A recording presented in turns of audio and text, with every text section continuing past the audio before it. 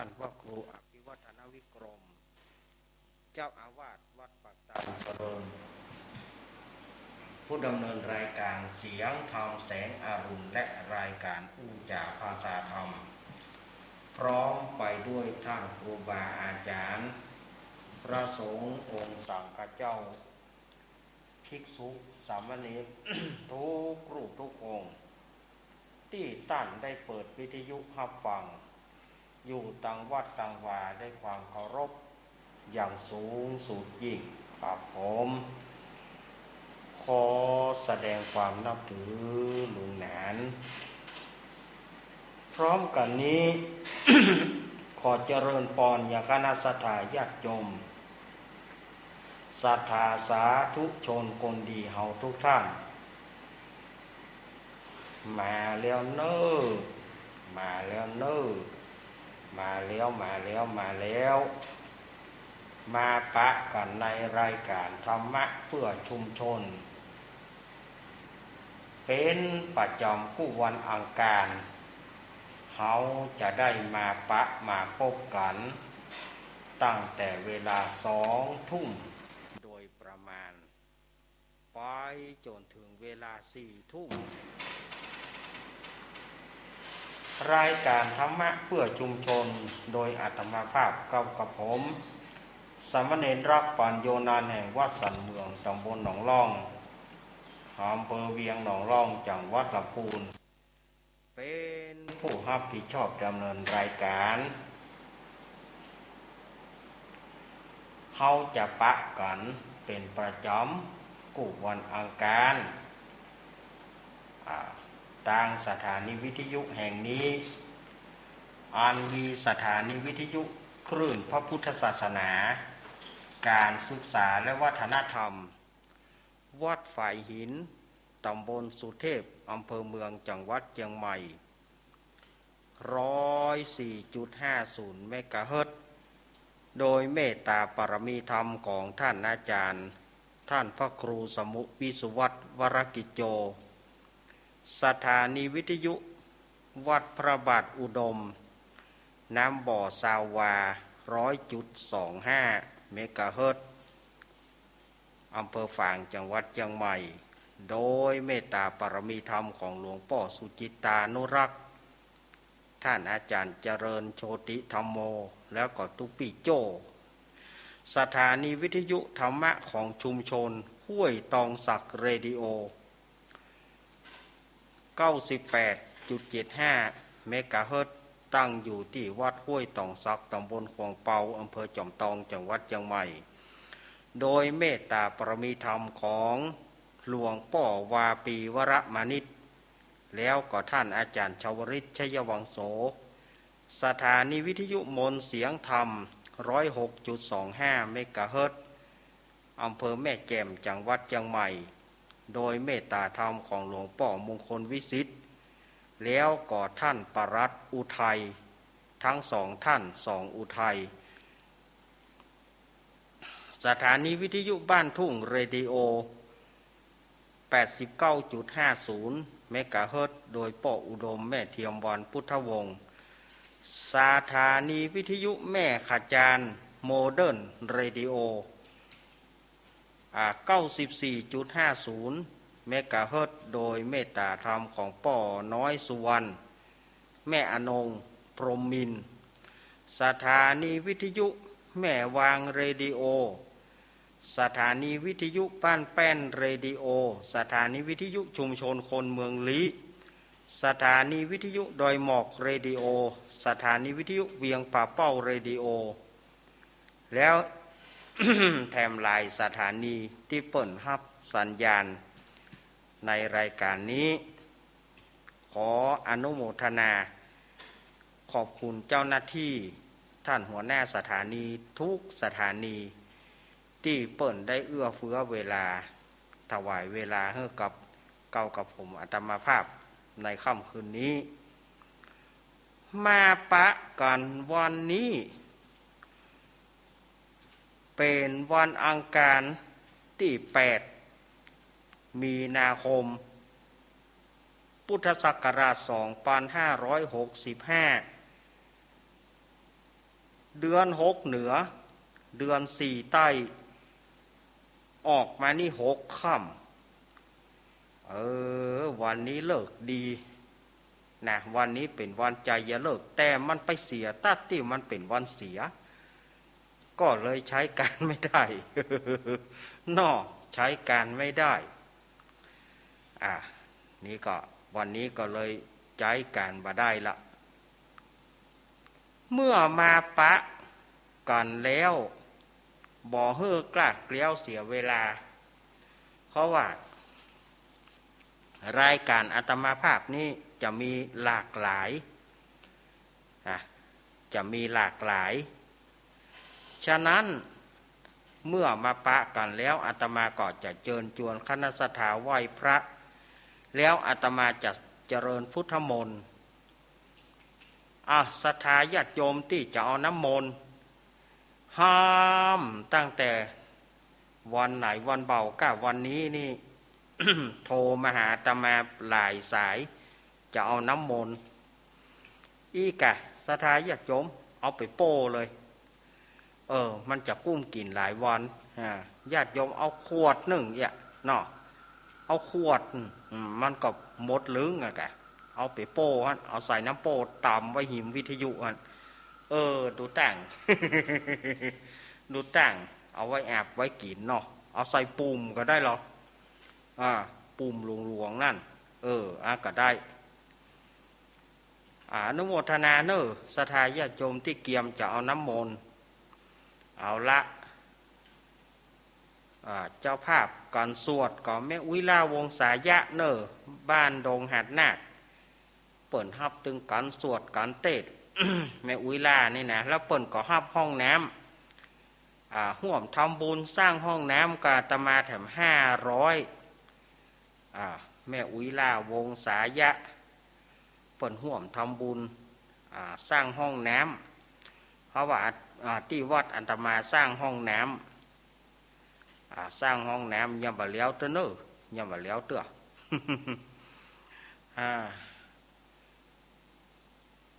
เอาละนอเขาไหว้พระก่อนแล้วอาตมาจะสวดมนต์เนอศรัทธาญาติโยมก็เอาฝ้ายมัดกับขวดท่านเนอฝ้ายมัดกับขวดท่านโยงฝ้ายไปเอาละอาตมาจะไหว้พระก่อนเนอกราบ1กราบ2 กราบ3อะระหังสัมมาสัมพุทโธภะคะวาพุทธังภะคะวันตังอภิวาเทมิสวากาโตภะคะวะตาธัมโมธัมมังนะมัสสามิสุปฏิปันโนภะคะวะโตสาวกสังโฆสังฆังนามามิเอาละ ศรัทธาญาติโยมที่เกียมจะเอาน้ำมนต์ก็เกียมไว้อาตมาจะสวดมนต์แล้วเนอะนะโมตัสสะภะคะวะโตอะระหะโตสัมมาสัมพุทธัสสะนะโมตัสสะภะคะวะโตอะระหะโตสัมมาสัมพุทธัสสะนะโมตัสสะภะคะวะโตอะระหะโตสัมมาสัมพุทธัสสะพุทธังสารนังกัจฉามิธัมมังสารนังกัจฉามิสังฆังสารนังกัจฉามิทุติยัมปิพุทธังสารนังกัจฉามิทุติยัมปิธัมมังสารนังกัจฉามิทุติยัมปิสังฆังสารนังกัจฉามิตติยัมปิพุทธังสารนังกัจฉามิตติยัมปิธัมมังสารนังกัจฉามิตติยัมปิสังฆังสารนังกัจฉามิอิติปิโสภะคะวะอะระหังสัมมาสัมพุทโธวิจจารณะสัมปันโนสุขโตโรกาวิตูอนุตตโรปุริสธรรมสารถิสัตตเทวมนุสานังพุทโธภะคะวะติสวากาโตภะคะวะตาธัมโมสันติติโกอาการิโกเอหิปัสสิโกปานายิโกปัจจตังเวทิตาโพวินโยหิติสุปฏิปันโนภะคะวะโตสาวกสังโฆชุปฏิปันโนภะคะวะโตสาวกสังโฆยายาปฏิปันโนภะคะวะโตสาวกสังโฆสามิจิปฏิปันโนภ ภะคะวะโตสาวกสังโฆยะทิทางจตาริปุริสายุขานิอัฏฐปุริสาปุกะละ เอสาภะคะวะโตสาวกสังโฆอาหุนายโยปะหุนายโยทักขินายโยอัญชาริการานิโยอานุตตรังบุญญาเกตังโรกัสสาติ โพชังโคสาติสังกาโตธรรมานังวิจโยตถาวิริยัมปิติปัสสธิโพชังกาจตถาปเรสมัทุเปกขาโพชังกาสัตเตเตสปาทัสสีนามูนินาสมาทากถาภาวิตาปาหุริกตาสังวตติหปิญญายานิปานายะจโพธิยะเอเตนะสัจจวเจนะโสติเตหุนตุสัพพทาเอกสมิงสามาเยนะโถโมกกาลานันจักกัสสปังกีลาเนตุกิเตติสวะโพชังเคสตะเทสยิเตจัตตังอภินันทิตวโรกามุจิงสุตังคเนเอเตนะสัจจวเจนะโสติเตหุนตุสัพพทาเอกถาธรรมราชาปิเกรัญเยนะพิปิลิโตจุนทัเถเรนะตัญเยวะพันนาเปตวานาสาทรังสัมโมทิตัวจะอาภัทาตัมหาวุฒาทิสิฐานะโสเอเตนะสัจจวเจนะโสทิเตหุนตุสัพพทาไปนาเตจะอาภัทาตินานัมปีมเหสีนังมหาคาตากิเลสาวปฏิปตานุปติธรรมตังเอเตนะสัจจวเจนะโสทิเตหุนตุสัพพทายันตุนิมิตังอวะมังการัญจะโยจามนาโปสกุณัสสะโตปปะกะโหทุสุปินังอากันตาพุทธานุภาเวนะวินันสเมนตุยันตุนิมิตังอวะมังการัญจะโยจามนาโปสกุณัสสะโตปปะกะโหทุสุปินังอากันตังธรรมานุภาเวนะวินันสเมนตุยันตุนิมิตังอวะมังการัญจะโยจามนาโปสกุณัสสะโตปปะกะโหทุสุปินังอากันตังสังฆานุภาเวนะวินันสเมนตุมหาการุณิโกนาโถหิตายสัพพปานินางปุริตปรมิสัมปปันโตสัมโพธิมุตตมังเอเตนะสัจจวเชนะโหตุเตชัยมังกรังชยันโตโพธิยามุเรสกายนังนันติวัตโนเอวังตวงวิจโยหิจยสุชัยมังกะเลอปรจิตปรังเกสิเสปัทวิปุกะเลอาภิเสกสัพพพุทธานางกัปโตปมุตติสุนักตังสุมังกรังสุปปตังสุติตังสุขโนสุโมโหโตจะสุยิถังบรมจาริสุวัฏกินากายะกัมมังวาจากัมมังปัฏกินังปัฏกินังมโนกัมมังปณิติเตปัฏกินานิกตวานารพันตเตปัฏกิเนโสอาราโสอัทราโทสุกิโตวิโรณโหพุทธศาสเนโรโกสุกิโตหิสาสเปยติภิสาอัทราธาสุกิตาวิรุณหาพุทธศาสเนโรกาสุกิตาหิสาสเปยติภิเตอัตราธาสุกิตาวิรุณหาพุทธศาสเนโรกาสุกิตาทัสสะสเปยติภิพุทโธมังกลาสัมพุทโธสัมพุทโธทิปัทุตโมพุทธมังกลามากัมมัสสปตุกาปมุญเจเลธรรมโมมังกลาสัมพุทโธกัมปิโลทุทัสสุอนุงธรรมมังกลามากัมมัสสปพยาปมุญเจเลสังโฆมังกลาสัมพุทโธวราทขินโยอนุตตโรสังฆมังกลามากัมมัสสปโรกาปมุญเจเลอิติปิโสวิเศษอิเสเสพุทธานาเมอิมินาพุทธทังสุอิโสตังพุทธปิติอิปัญจมาเรชิโนนาโถปโตสัมพุทธิมุตตมังจตุสัจจังปกาสิติธรรมจักกังปวัตติเตนะสัจวเจนะตุเตชัยมังกรังโอมติปะสหมังสะดับเทียนก้าวัดวาลุกเป็นเปลวไฟสลีกันใจกูเทียนนี้ปราบเมืองผีม้ากู้ดาวบ่ฮุกี้เจนเต้าปราบกินมา101ภาษากูก็ปราบได้ใต้ปืนฟ้าเหนือหน้าแผ่นดินเกาลิ้นกูก็เป็นน้ำเกากลางกูก็เป็นแม่น้ำใหญ่กูจะออกไปท่วมหัวผีตายปลายลิ้นกูเป็นดาบเทียนก้าใต้ปืนฟ้ากูบอกกลัวสังอมสัพพโตมังสวหายอมเป็ดจะรำแผ่นดินดำไหวว่าใส่ตาผีขาดกับหนีละคนดีกูเอาไว้นี่อย่าได้เอาไปตัวหมู่สู่ต้านตั้งผีมันและผีเขนตั้งผียักษ์ผีเย็นอย่ามาไกลผีหยักไร้จนีไปปันตั้งผีกุมพันและผีให้อันเตียวต้องพายจงรีบหนีไปอมสัพพโตมังสวหายสาธุพระปัญญาปารมี30ทัศสาธุพระปัญญาปารมีวัดแวดล้อมวิริยะปารมีอ้อมระวังดีศีลปารมีบางหอกดาบเมตตาปารมีผ่าแปะตังปืนตานะปารมีฮือเป็นปืนตังต่ออุเบกขาปารมีฮือก่อเป็นเวียงสัจจะปารมีแวดระวังดีเ เป็นไม้ใต้กันตีปรมีกลายเป็นหอกดาบปังนาไม้และปืนไฟอาทิฐานาปรมีผ่านดาบไปทุกแห่งแข่งแห่งแรงแรงป่าฝูงหมู่มานปีสังภายเปตุกตาวิปปติปังไปนี้แม่ธรณีอัศจรรย์โซเสมือนผันอยู่ข้างๆน้ำนาตีนองกวางต่อกวางแตกตีฟองนานองนานอไก่เป็นข้าวตอกดอกไม้ถวายปูจาพระเกียวแก่นทัศตันพระพุทธทางโดยจงมาผายโผดอนุญาโตโปรดปูกาแต่ดีหลีแม่ธรณีออกมารีดผมอยู่ข้างท่าจังหายขายสะจัง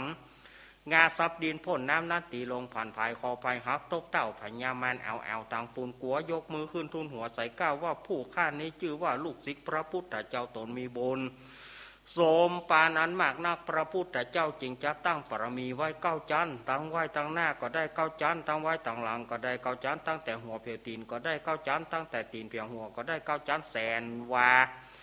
แม้นว่าลูกปืนมันจะมาเสมือนฝนแสนหาก็บ่อาจจักมาไกลใดข้าพเจ้าเลยได้ว่าอมพุทธกุณังอมธรรมกุณังอมสังฆกุณังอมพุทธอินตาอมธรรมอินตาอมสังฆอินตาอัสสะอัปแม่ธรณี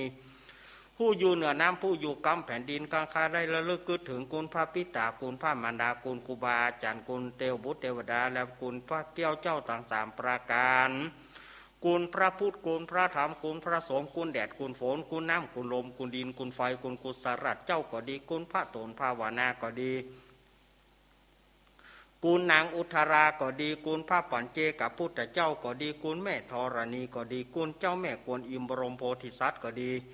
จงมารักษากำหน้าและกำหลังตนตัวข้าพเจ้าและสถานีวิทยุผู้ฟังสถานีวิทยุทุกสถานีนั้นจงจักมีเตี้ยงแต่ลีจิมแต่เตอโอมพุทโธพุทธังหัสสาโอมธรรมโมธรรมังหัสสาโอมสังโฆสังหัสสาโอมพุทโธพุทธังอรหังโอมธรรมโมธรรมังอรหังโอมสังโฆสังอรหังโอมพุทโธพุทธังกันหะโอมธรรมโมธรรมังกันหะโอมสังโฆสังอายุวันโนสุขังปะลังอิมัสมิงมงคลจักรวาลทั้งแปดทิศประสิทธิจงมาเป็นกำแพงเกี่ยวทั้งเจ็ดจานมาป้องกันหอมล้อมรอบครอบตัวอนันตาราชเสมานาเกเตสมันตาสตายโยจนัสสาสาสานิพุทธจารปริเกเตระกันตุสุรกันตุอิมัสมิงมงคลจักรวาลทั้งแปดทิศประสิทธิจงมาเป็นกำแพงเกี่ยวทั้งเจ็ดจานมาป้องกันหอมล้อมรอบครอบตัวอนันตาราชเสมานาเกเตสมันตาสตายโยจนัสสาสาสานิธรรมชารปริเกเตระกันตุสุรกันตุอิมัสมิงมงคลจักรวาลทั้งแปดทิศประสิทธิจงมาเป็นกำแพงแก้วทั้งเจ็ดจานมาป้องกันเราเข้าตัวอนันตาราชเสมานาเกเตสมันตาสตายโยจนัสสาตาสาหสานิปัญเจกาพุทธชารปริเกเตระกันตุสุรกันตุอิมัสมิงมงคลจักรวาลทั้งแปดทิศประสิทธิจงมาเป็นกำแพงแก้วทั้งเจ็ดจานมาป้องกันเราเข้าตัวอนันตาราชเสมานาเกเตสัมมันตาสตายโยจนะสัสตาสาสานิสังฆจารปริกิเตระกันตุสุรขันตุอาทิอุนหาสาวิจโยตัมโมโลเกอนุตตโรสปัสสตาหิตถายะตังตองกันหาหิเตวเตปริวเชราชทันเทอมนุเสหิปาวะเกปายะเกนะเกวิเสปุเตอากาลามารเนนะจัสสปัสสมามารณมุโตทะเปตวการามาริตังตาเสวะอนุภาเวนะหุตุเตโวสุขิสัทธาสุทัสสีลังสัมมาทายะธรรมังสุจาริถังจาเรตเสวะอนุภาเวนะหุตุเตโวสุขิสัทธาลิขิตังกินจิตังปูชังตารนังวัจจานังกรุงปริสังเทสนังสุตตตาสายุปวัตติสักขะตวพุทธารัตนังโอสถาอุตมังวรายิตังเทวมนุสนาบุระเตเจนะโสทินานาสันตุปัตวสเปตุขาอุปสมินตุเตสักกะตวธรรมรัตนาโอสถาอุตมังวรังปริราหุปสมานารมเตเจนะโสทินานาสันตุปัตวสเปปยาอุปสมินตุเตสักกะตวสังขารัตนาโอสถาอุตมังวราหุนายังปะหุนายังสังฆเตเจนะโสทินานาสันตุปัตวสเปโรกาอุปสมินตุเตอินทจตาเทวจตาพรหมจตามหาพรหมจตาอิสิจตามหาอิสิจตามุนิจตามหามุนิจตาปุริสจตามหาปุริสจตาจักรวติจตามหาจักรวติจตาพุทธจตาปัจเจกพุทธจตาอรหันตจตาสัพพสิทธิวิชาธารนังจตาสัพพโรกัจจริยานังจตาสัพพโรกัทิปติยานังจตาเอเตนะสัจวเจนะ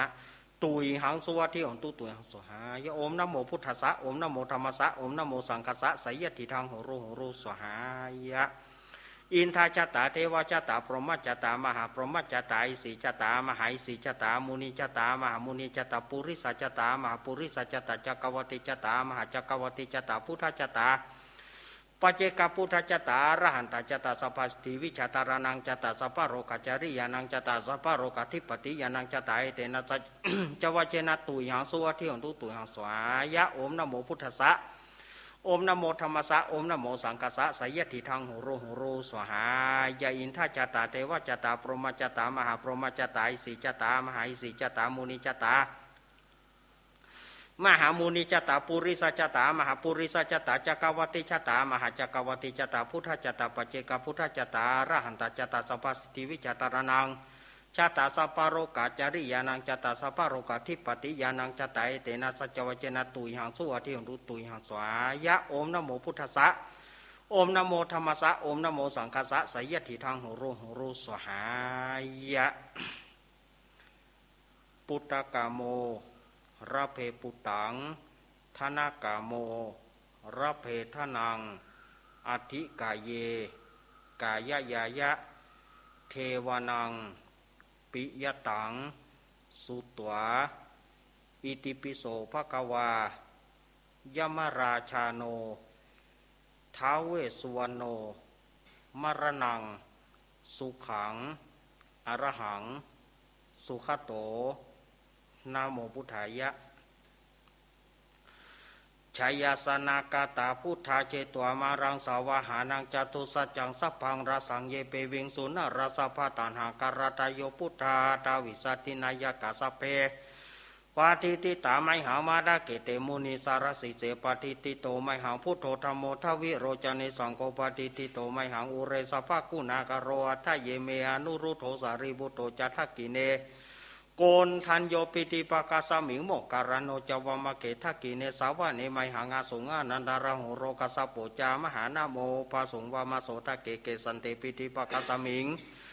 สุริโยวะปะพังกโรนิสิโนสิริสัมปันโนโสภิโตมุนีปุงกาวกุมมะลากัสสะโปเทโรมเหสิจิตวัฏโกโสไมหังวัฏเนเนจัมปติตัสสิกุณากโรปุโนอังกุริมาโร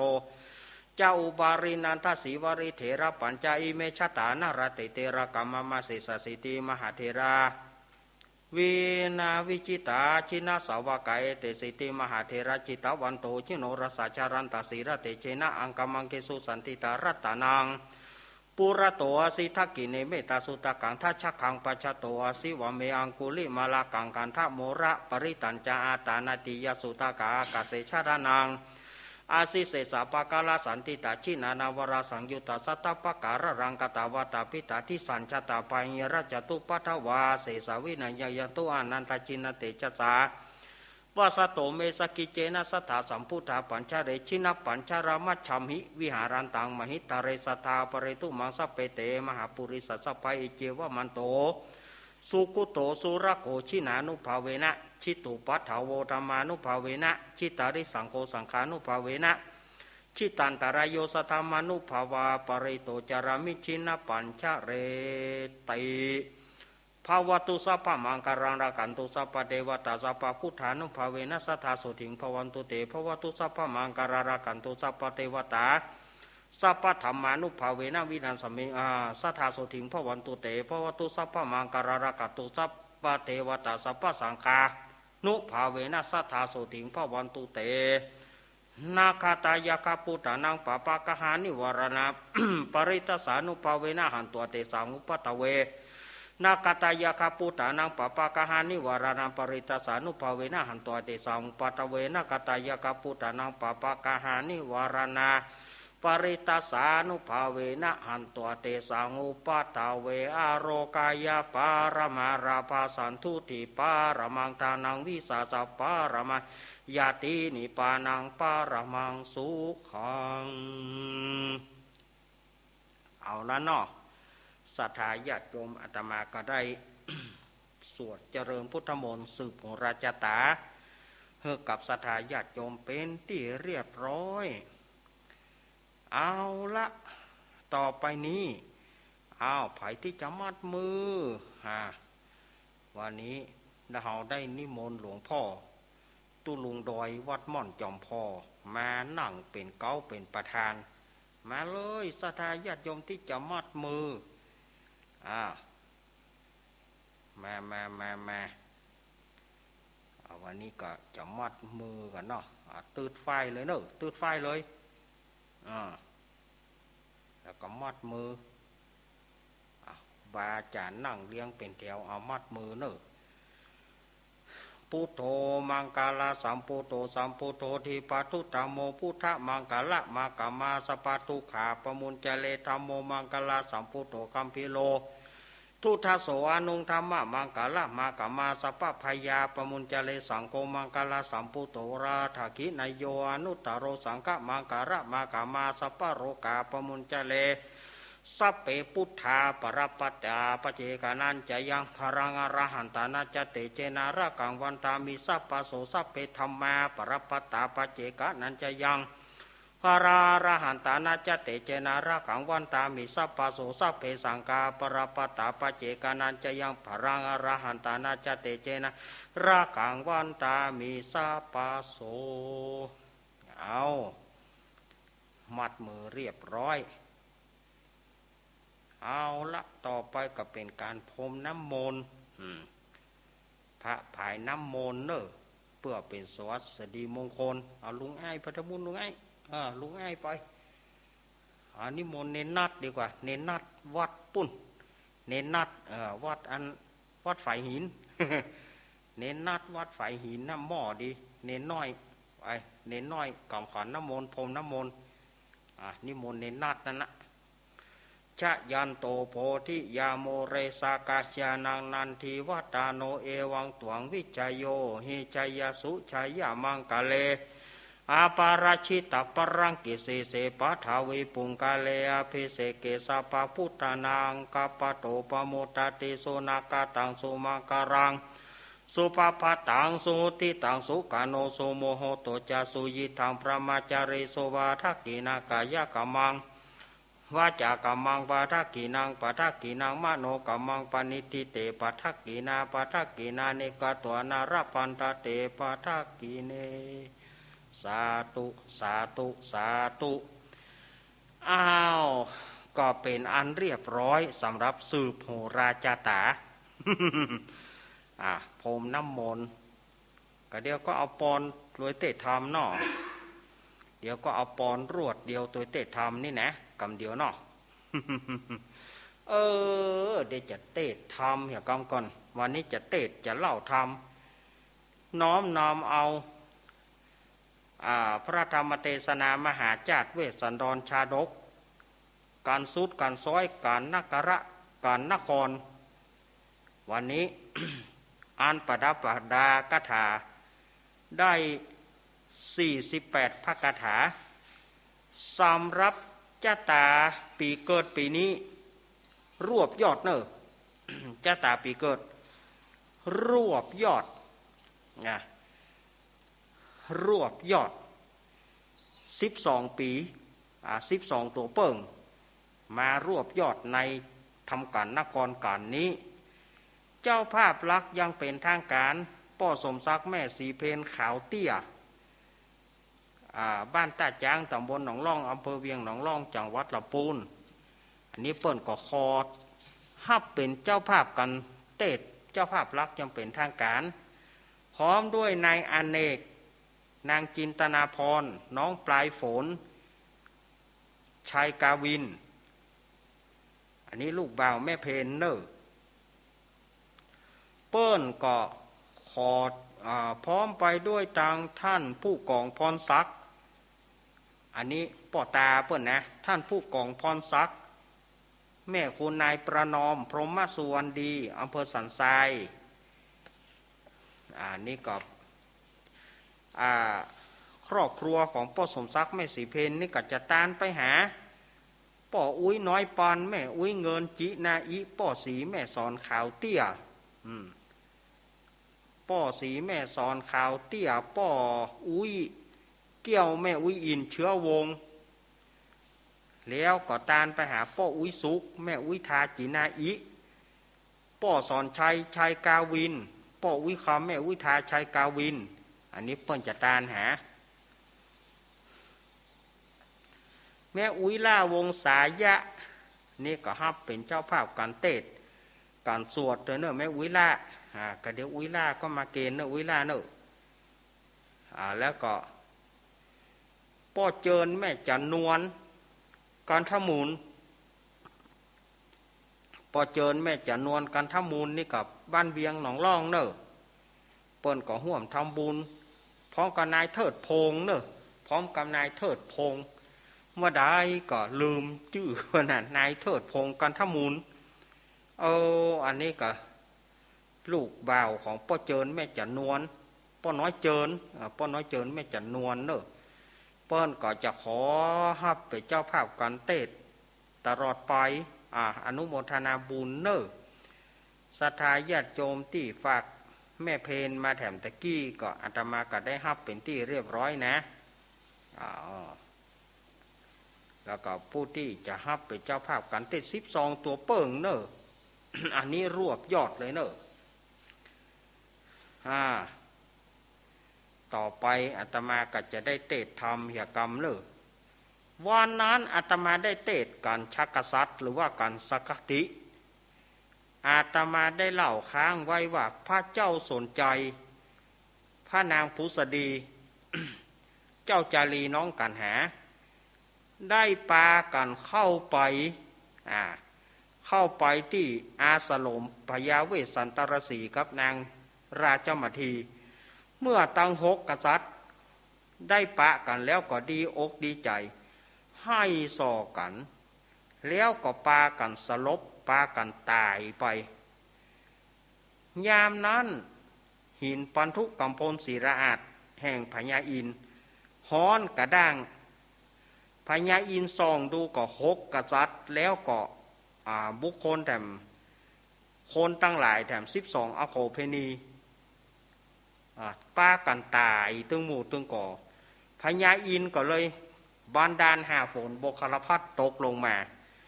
หาฝนโบคลพัดนี้อย่างที่อาตมาเล่าไปวันนั้นคนใดใครเปียฝนตกเข้าใส่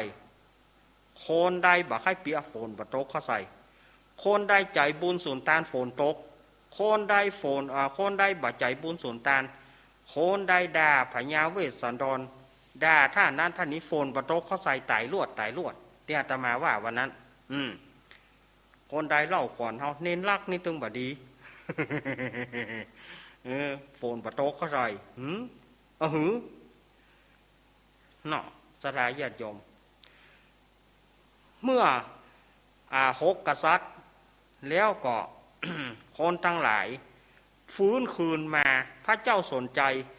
ขออาราธนาพระเวสสันตรสีเฮือปิกเสวยเฮือปิกไปเสวยบ้านเมืองสีพีหรือเสวยเมืองเจตุดรวันนั้นอาตมาเล่าตึกนี้ทำมันจบวันนี้อาตมาก็จะมาต่อแล้วเนอะเพื่อบ่ให้เป็นการเสียเวลาอาตมาก็จะต่อไปเลยเนอะ นะโมตัสสะภะคะวะโตอะระหะโตสัมมาสัมพุทธัสสะรามดับธรรมเทศนามาบอกขาดมาถึงนักระกันสุดกันซอยบางเมื่อเจ้าย่อซอยปัญญาสริสนใจก็ขออาราธนานิมนต์อยู่จะจอย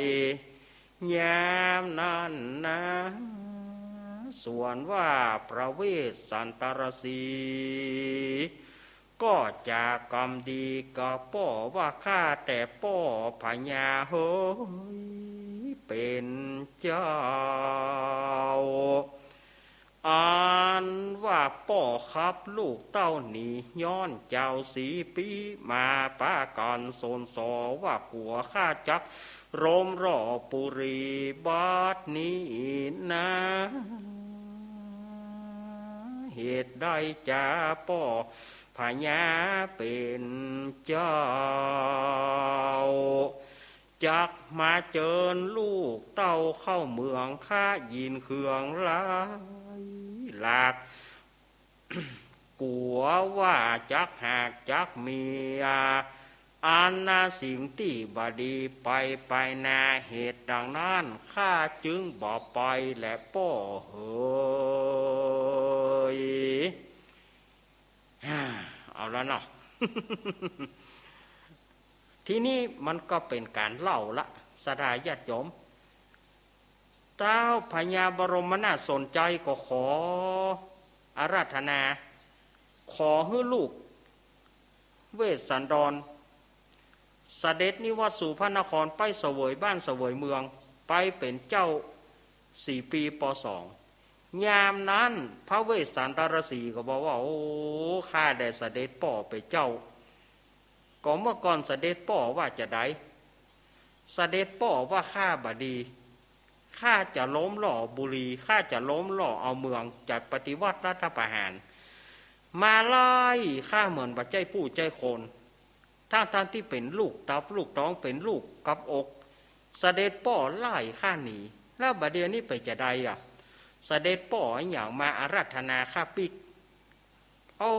ข้ายินเคืองหลายหลักว่ากลัวมันจะมีปัญหาฉะนั้นข้าบอกไปละเสด็จป่อเจิญเสด็จป่อไปเสวยบ้านเสวยเมืองเตอะยามนั้นพระเจ้าสนใจก็โอ้ลูกเฮยกอมโบราณเพื่อนว่าจะได้ตุ้มผ้าลายหมามันเห่าโคนกอมเก่าโคนจ้างผิดกันเรื่องในอดีตเฮ้มันแล้วไปเหมือนอิทธิพรังกูลมันว่าบดีกะเฮ้มันแล้วไปเหียขอนิมนต์ลูกป่อไปเสวยบ้านเสวยเมืองเตอะป่อนี่เท่าละจะอยู่ไปได้แถมเท่าใดมาเมินก็ตายละพระเวสสันตรสีก็ว่าโอ้เสด็จป่อเมื่อก่อนเสด็จป่อยังบอกว่าอย่างอีไล่ลูกหนีเหมือนบ่ใจผู้ใจคน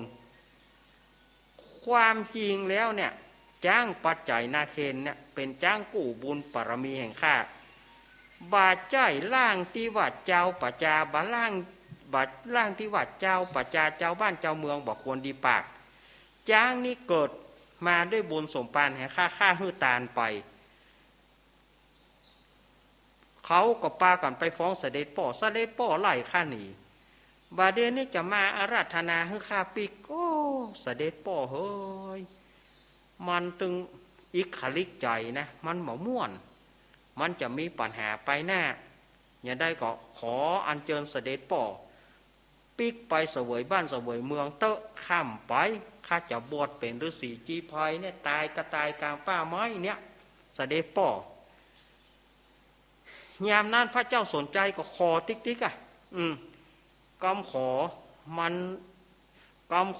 บะเต้ากำซื้อคอติ๊กตื้อเท่านั้นที่จะครองโลกล่อตื้อเท่านั้นที่จะครองโลกอีบอกพระเจ้าสนใจก็ขอเมื่อขอบ่ได้ก็ขอเสนาอามาตย์ป้ากันขอติ๊กอ่ะพระเจ้าพระเวสสันตรสีก็ว่าโอ้อย่างใดกตะกรว่าเฮาบดีบ่ใจกะมูสู่ตั้งหลายก็ป้ากันมาขับไล่แล้วเดี๋ยวนี้จะมาให้เฮาปิกไปเปิเมินไปหน้าอย่างเกียดอย่างก็ไล่เฮาหนีเกียดอย่างก็ไล่เฮาหนี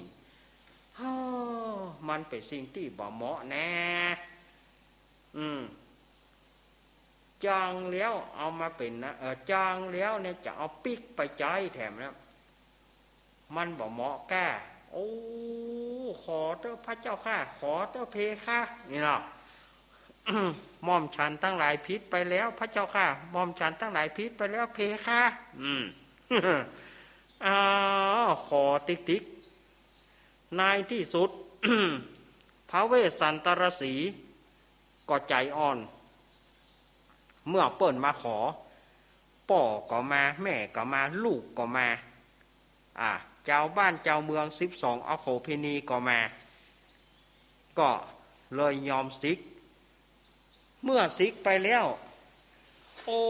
นายช่างตัดผมนายช่างการระบบนายช่างตัดผมก็ป้ากันมาตัดผมแหละเอาทรงไงหยัง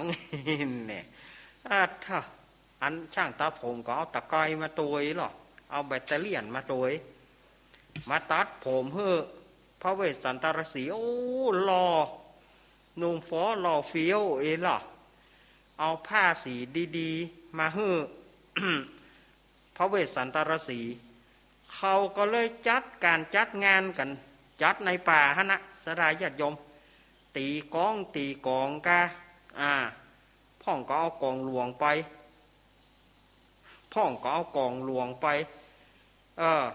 พ่องก็เอากองน้อยไปพ่องก็เอากองสะบัดใจพ่องก็เอากองเนี่ยไปตีกันกองสิงโตก็ไปตัวเปิ่นโลกเจ้าพ่องมาได้อย่างกำกองแตกแก่นตีไปบอกว่ากองฝรั่งกองชุดตีกันโอ้ม่วนอกม่วนใจต้อนรับพระเวสสันตระพระเวสสันตระจะเข้าเมืองปลูกกล้วยปลูกอ้อยเป็นแถวโอ้ม่วนแน่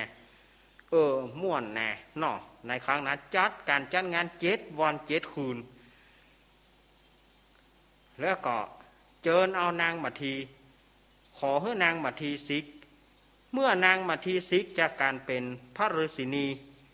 ก็นางพุษดีก็หาผ้าอันดีๆตั้งมวลเอาต้อนรับลูกสะใภ้ต้อนรับลูกสะใภ้โอ้ศรัทธาญาติโยมเป็นม่วนเป็นงานกันนะอาหารการกินมีเผียวเหล้าเผียวยาผู้ลูกเนาะเขาจัดงานกันในป่านั่นนะไผเลือกกินยังไผจะเลือกกินลาบไผจะเลือกกินลูกไผจะเลือกกินแกงจีนสะปะสะปานข้าวต้มขนมมีหั่นพร้อมลูกส้มของหวานมีหมดป้ากันม่วนอกม่วนใจสะพ่องก็กินก็เหล้า สะพ่องก็ใส่เหล้าไว้หวดเหล้าไปเมาแล้วปิติมันขึ้นน่ะเนาะเมาแล้วปิติมันขึ้นหรอจ้อยก็ได้ซอก็ได้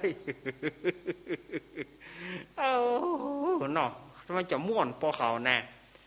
ม่วนปอเขาแน่ที่นี่เนี่ยใดเมื่อเสร็จ7 วัน 7 คืนก็ปลูกกล้วยปลูกอ้อยยายมาที่เป็นตำนานของราชวัตรที่เขาได้คัดราชวัตรที่ว่าต้อนรับพญาเวสสันตระเข้าเมืองที่นี่ก็เปิ้นปลูกกล้วยปลูกอ้อยมาสุดต่างพระเวสสันตระพระเวสสันดรขี่ม้าขึ้นขี่ช้างนางมัททีก็ขึ้นขี่ช้างพระเจ้าสนใจพระนางพุษดีเจ้าจารีน้องกันหาป้ากัน ออกจากป่าเขาวงกฏมาพอล่าตามล่าเสือสิงกระทิงแรดตั้งหลายนั่นนะที่อยู่ฮะนะหาว่าหมู่โคนหมู่นี้เขามาอยู่กันอย่างนี้เขามาเล่นกันอย่างนี้ กำนักกับเสียงมโหรีแตรสังเสียงเล่นเสียงก้องเสียงกองดังขึ้นตีก้องกันม่วนอกม่วนใจศรัทธาญาติโยมเพื่อต้อนรับพระเวสสันตระเข้าเมืองเมื่อพญาเวสสันตระเข้าเมืองแล้วก็มากึดใจว่า เมื่อเฮาไปถึงบ้านถึงเมืองเฮาจะเอาอันหยังมาตานเนาะเมื่อยาจกตั้งหลายหูข่าวว่าเฮาเข้าเมืองมาแล้วเขาก็จะต้องมาเพื่อขอตานแล้วเฮาจะเอาอันหยังมาตานกับเขาหนอจะเอาอะไรหนอจะเอาอะไรหนอจะเอาอันหยังมาตานหนอกึดใจอย่างอันยามนั้นพญาอินก็เนรมิตโฝนหาเกี้ยวอันเนี้ยไฮไลท์มันอยู่ตรงนี้ถ้าทุกเจ้าพระนายเตธรรมเปิ้นจะมีขึ้นเสียงเยือนเห็นหน่อย ก็เดียวโฝนหาเกี้ยวเขาเอาโฝนพึ่ละเขาเอาข้าวสารพึ่เอาข้าวตอกพึ่ละยามนั้นพญาอินตาก็เนรมิตฝนฝน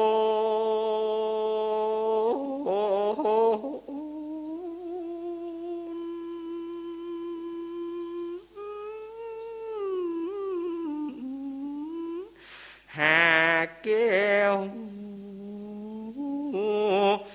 เจ็ดปราการ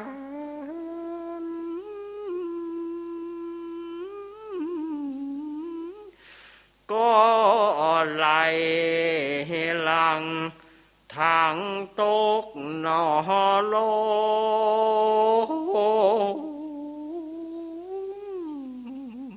มา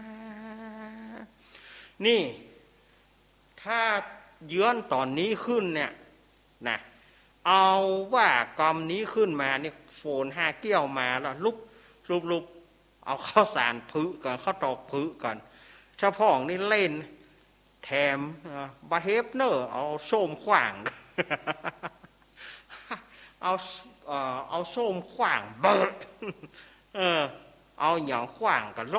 โลอันนะโฟนห้าเกี้ยว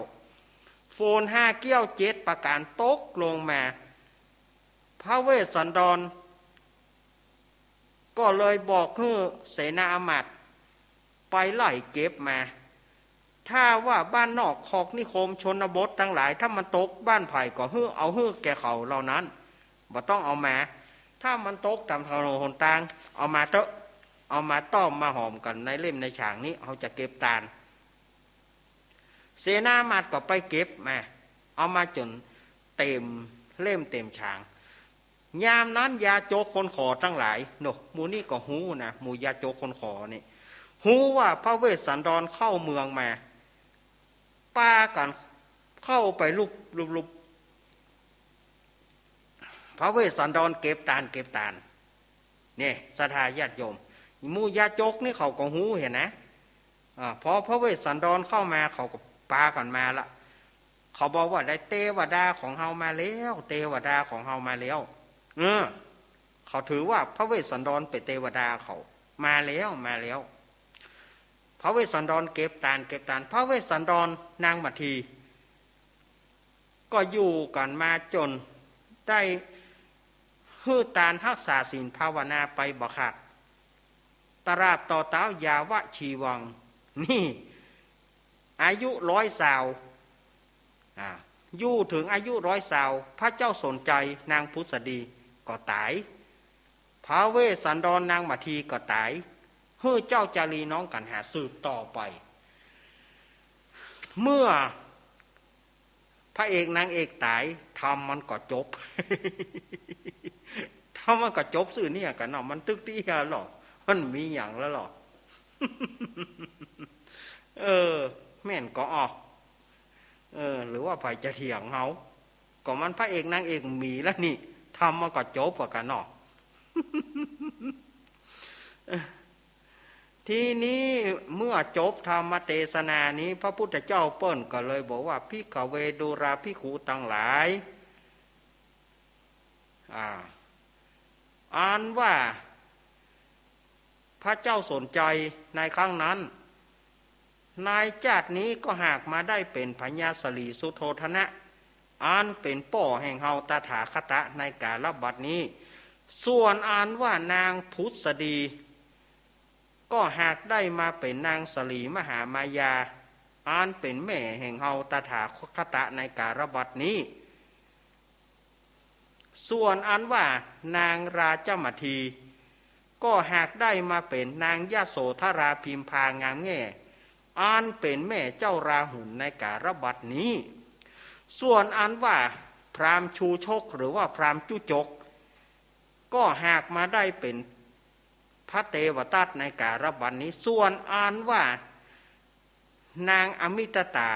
ก็หากได้มาเป็นนางกิมจมานวิกาในกาลบัดนี้ดูอันนี้เปิ้นว่าอีนะส่วนพรานเจตบุตรหากมาได้เป็นพระสารีบุตรเห็นในกาลบัดนี้อ่านว่าเจ้าอจุตรสีหากได้มาเป็นพระมหาโมคคารณะเห็นในกาลบัดนี้นอกเหนือจากนั้นเสนาอามาตย์ผู้คนทั้งหลายก็หากได้เป็นบริษัททั้ง3ยังบ่ได้เป็นบริษัททั้ง4เพราะว่าพระนางประชาบดีโคตมี ยังบ่ได้เป็นภิกษุณีเตื้อจึงมีแต่พุทธบริษัททั้งสามภิกษุอุบาสกอุบาสิกานะเพราะบริษัททั้งสามอีโลกปนว่าอีนะส่วนอ่านว่าพยาวส่วนว่าเจ้าจารีในครั้งนั้นหากได้เป็นพระราหุลในกาลบัดนี้ส่วนอันว่านางกันหาเกียรติคือป่อที่ป่อเฮือตาลก็เลยบ่มาเกิดแต่ได้มาเป็นนางอุบลวรรณาในกาลบัดนี้ส่วนอันว่าพญาเวสสันตระในครั้งนั้นเอวังโลกานาโถหากบ่ใจไผหากมาได้เป็นเฮาพระตถาคตในกาลบัดนี้เมื่อจบพระธรรมเทศนาคนตั้งหลายก็ได้ดวงตาหันธรรมเนี่ยก็ได้สำเร็จเป็นพระโสดาพ่องสกิทาคาพ่องอนาคาอรหันต์ตามบุญสมปันอันได้กระทำมาในกาลละเมื่อก่อนก็มีหั่นแลนาอาตมาภาพได้ใจได้มานั่งเทศธรรมเล่าธรรมเรื่องพระเวสสันดรเนี่ยเมื่อได้เมื่อเบาสลายญาติโยมอาตมาก็หามาจบวันนี้นี่ ข้ออย่างอาตมาเอาธรรมชูชกกันยาวๆมาเทศมันก็เลยกาดชูโชคนี่กี่สัปดาห์ 4-5 สัปดาห์ก็มันจะจบเนาะแล้วอาตมาก็ได้มาพ่องบ่ได้ ได้มาพ่องบ่ได้มาพ่องเนี่ยก็เลยเตะทำมันก็เลยกระท่อนกระแท่นมันก็เลยจบบ่เดียวนี่ดอกขอบคุณอนุโมทนาขอบคุณเนอศรัทธาญาติโยมที่ได้เป็นเจ้าภาพการเตะการทำพ่องบ่ได้ปูจาบ่ได้เป็นเจ้าภาพการเตะการทำก็เป็นผู้ฟังที่ตั้งจิตตั้งใจจดใจจ่อจะฟังธรรมตั้งแต่ไหนแต่ไรมาขอศรัทธาญาติโยมเฮาได้พบแต่ความสุขความเจริญพ้นจากโรคภัยไข้เจ็บพ้นจากโควิดโรคโควิดโคเหลือบ่เฮือได้มีขอศรัทธาญาติโยมได้ดวงตาหันธรรมแสงไฟสว่างตาแสงธรรมสว่างใจสว่างตาด้วยแสงไฟสว่างใจด้วยแสงธรรมอย่างสโลแกนของแม่เพนว่าขอให้ศรัทธาญาติโยมได้ถึงมรรคสี่ผลสี่นิพพานหนึ่งเหมือนกันจุปูจุคนนั้นจุงจักมีเตสนาปริโยสานิ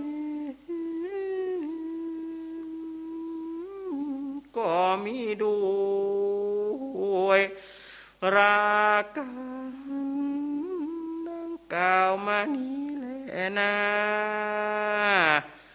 นาการะกันตังนิติตังกิญาสังวันนาวิเศษจะห้องเหตุธรรมนากรกันผูกที่13ประดับประดากถา48ประกาศทำกันนี่นะก็หากเป็นชะตา12 ปีเกิดก็มาค่อยรอบจุปู่จุคนทำถึงหมดนี้มี13กันอันนับได้กถาได้ปันก็บางโกมโสมเรสเดสาตุสาตุสาตุทำจบลงไปแล้วทำจบลงไปกับ3 ทุ่มพอดีศรัทธาญาติโยมปัดโถมันม่วนแน่ ม่วนนะศรัทธาญาติโยมมาเลยมาที่จะมาเกณฑ์ปอสมศักดิ์แม่สีเพนมาโดยแม่สุกเกี้ยวสอนศรีนุสรมาพ่อเจิญแม่จันนวลแม่น้อมสุภาวงมาแม่น้อมว่าภายบปานตาแม่น้อมพ่องมาเลยแม่น้อมมาแม่บุญปอนอูบคำแม่คำอูบคำแม่บุญปอนสารอูยี่ นะแม่บุญปานสารอุยี่จอมแจ้งแม่ซ้อนแม่บุญหลงเมืองลีป่อเมืองแก้วแม่มาลีกันทาส้มมาเลยแม่สายบัวเมืองพานมากูโคนมาเลยป่อบุญมีเมืองกลางไว้โอ้โหป่อบุญมีเกินพ่องเอามาป่อบุญมีมาป่อบุญมีเขาเกินก่อนรู้มาเลยป่อบุญมีแล้วก็ทีมงานธรรมะคลายเครียดปี้พิสมัยลุงนุยยายพรแม่พรป่าเศร้าแม่อารีต้นเปาแม่ทรงศรีมาทีมงานธรรมะคลายเครียดมากู้คนนะบ่เว้นบ่ไว้ไผ่อันถ้าเหลือนี่ถ้าเหลือกับประเคนเนนนัดถ้าเหลือเนนนัดเป็นน้องล่าหรอเนนนัดเป็นลูกล่าถ้ามันญาติโยกับตานที่เน้นนาดท่านเน้นนาดวัดไฟหินนะ อันนี้อาจารย์สมัครยาณสีโลครูบาอาจารย์เนิดทีมงานธรรมะคลายเครียดนะหลวงพ่อนิพนธ์พัทยาโนลุงนุยสว่างเมฆมีไหนลุงนุยทราบแล้วเปลี่ยน เอาบ่แม่แก้วยะวาก็บอกว่าแม่แก้วก็ไข่เกเหมือนกันแล้วไข่เกกับมาเกเลยไข่เกกับมาเกแม่แก้วก็ไข่เกเหมือนกันแล้วบ่ได้เกก็เพื่อมาเกมาหน่อมาเลยศรัทธาญาติโยมหยาดน้ำหมายตาลเนื้อตาลกันพอหมดแล้วหน่อหยาดน้ำเนื้อยะถาวาริวหาปุราปริปุเรนติสาคารังเอวะเมวะอิโตทินังเปตานังอุปคปติอิชิตังปฏิตังตุมหังคิปะเมวะสมิสตุสัพเปปุเรนตุสังกปาจันโทปนารโสยถามณีโชติรโสยถาโสยติธรรมโมจะอัญญังนิทัสสิโตเปตานาปุจจาจักตาอุลาลาปรันเจปิกูนามนุปทินังตุมเหปุญญังปสุตานาปกันติ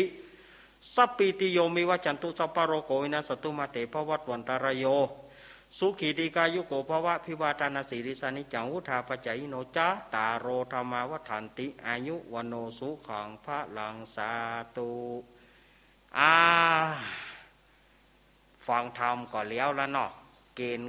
ได้ศรัทธาญาติโยมได้ฮับปอนตึงสวดมนต์ตึงอย่างโมดเนอขณะนี้ศรัทธาญาติโยมก็กำลังเข้าฟังรายการธรรมะเพื่อชุมชนโดยอาตมาภาพสามเณรรักปัญโยนันท์ช่วงต่อไปไปช่วงเล่าเจี้ยโยมปี้พิสมัยสุริโยดรโยมปี้พิสมัยวิไรศักดิ์เปิ้นจะมาเล่าเจี้ยให้ศรัทธาญาติโยมได้ฟังเปิ้นบอกว่าโอ้วันนี้มีอยู่เนอะเปิ้นโทรหาอาตมาแต่เจ้าเมื่อแรงนี่นะวันนี้เปิ้นว่ามีเจี้ยจะเล่ากำเดียวปี้พิสมัยพร้อมหรือยังพร้อมแล้วมาเลยพร้อมแล้วมาเลยเนอะ เอาไอ้ยาน่ะ อันข้อความนี่นะเตื้อเฮาก็ไปดีไข้หัวน่ะลุงหนานมันส่งเฮาแล้วเฮาอ่านบ่ได้อ่ะกะ แล้วเขาก็จ้างส่งนะแล้วเขาส่งเฮาตึงอ่านบ่ได้บ่เตื้อเล่นจนเต็มหัวมันน่ะออดเต็มหัวมันน่ะ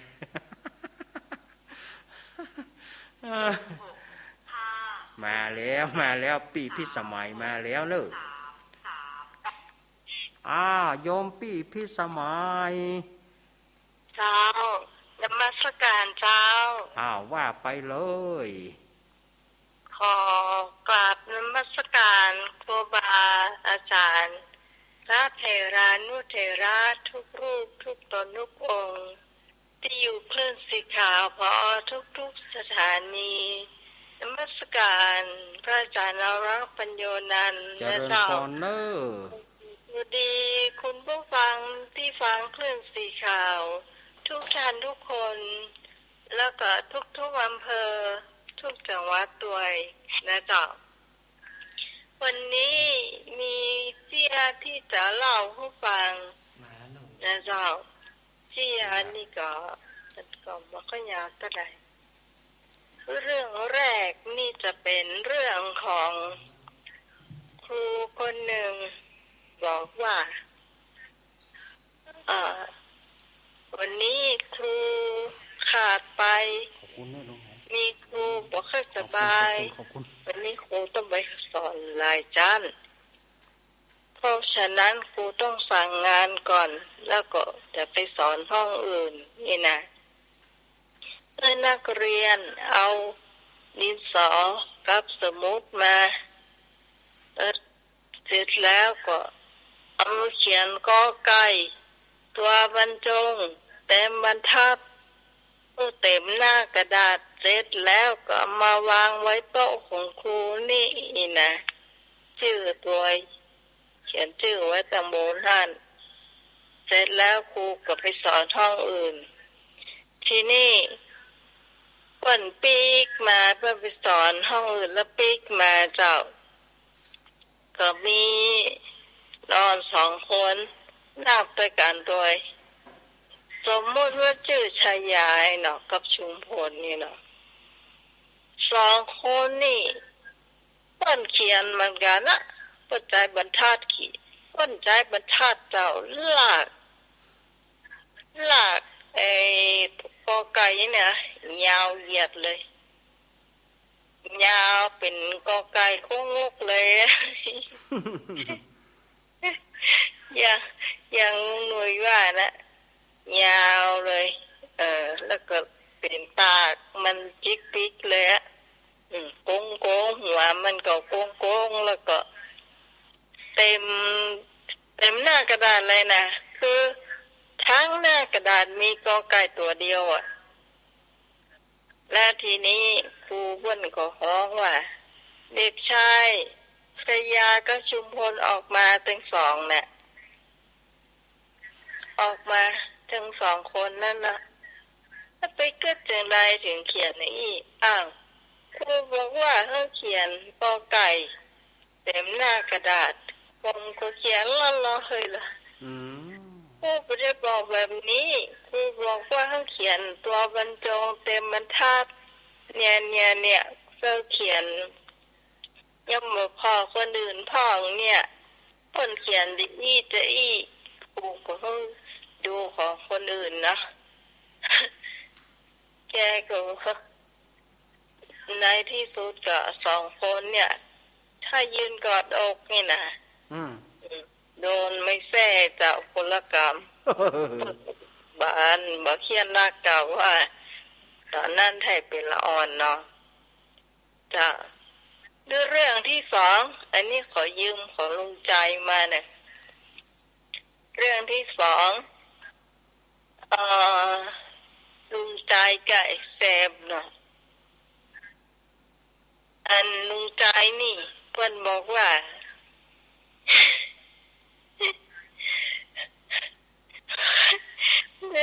ได้ยินแล้วก็ไข้หัวคุณผู้ฟังหลายคนก็คงจะเคยได้ยินแล้วเจ้าเรื่องนี้นะลุงใจเพิ่นอันจะไปซอกกบเตรียมไฟฉายเตรียมข้องเนาะแล้วไปเจอสายแซมว่าลุงใจจะไปทางใดโอ้ลุงว่าจะไปซอกกบโอ้วันนี้โชคบ่ค่อยดีบ่เฮ้ยหรอก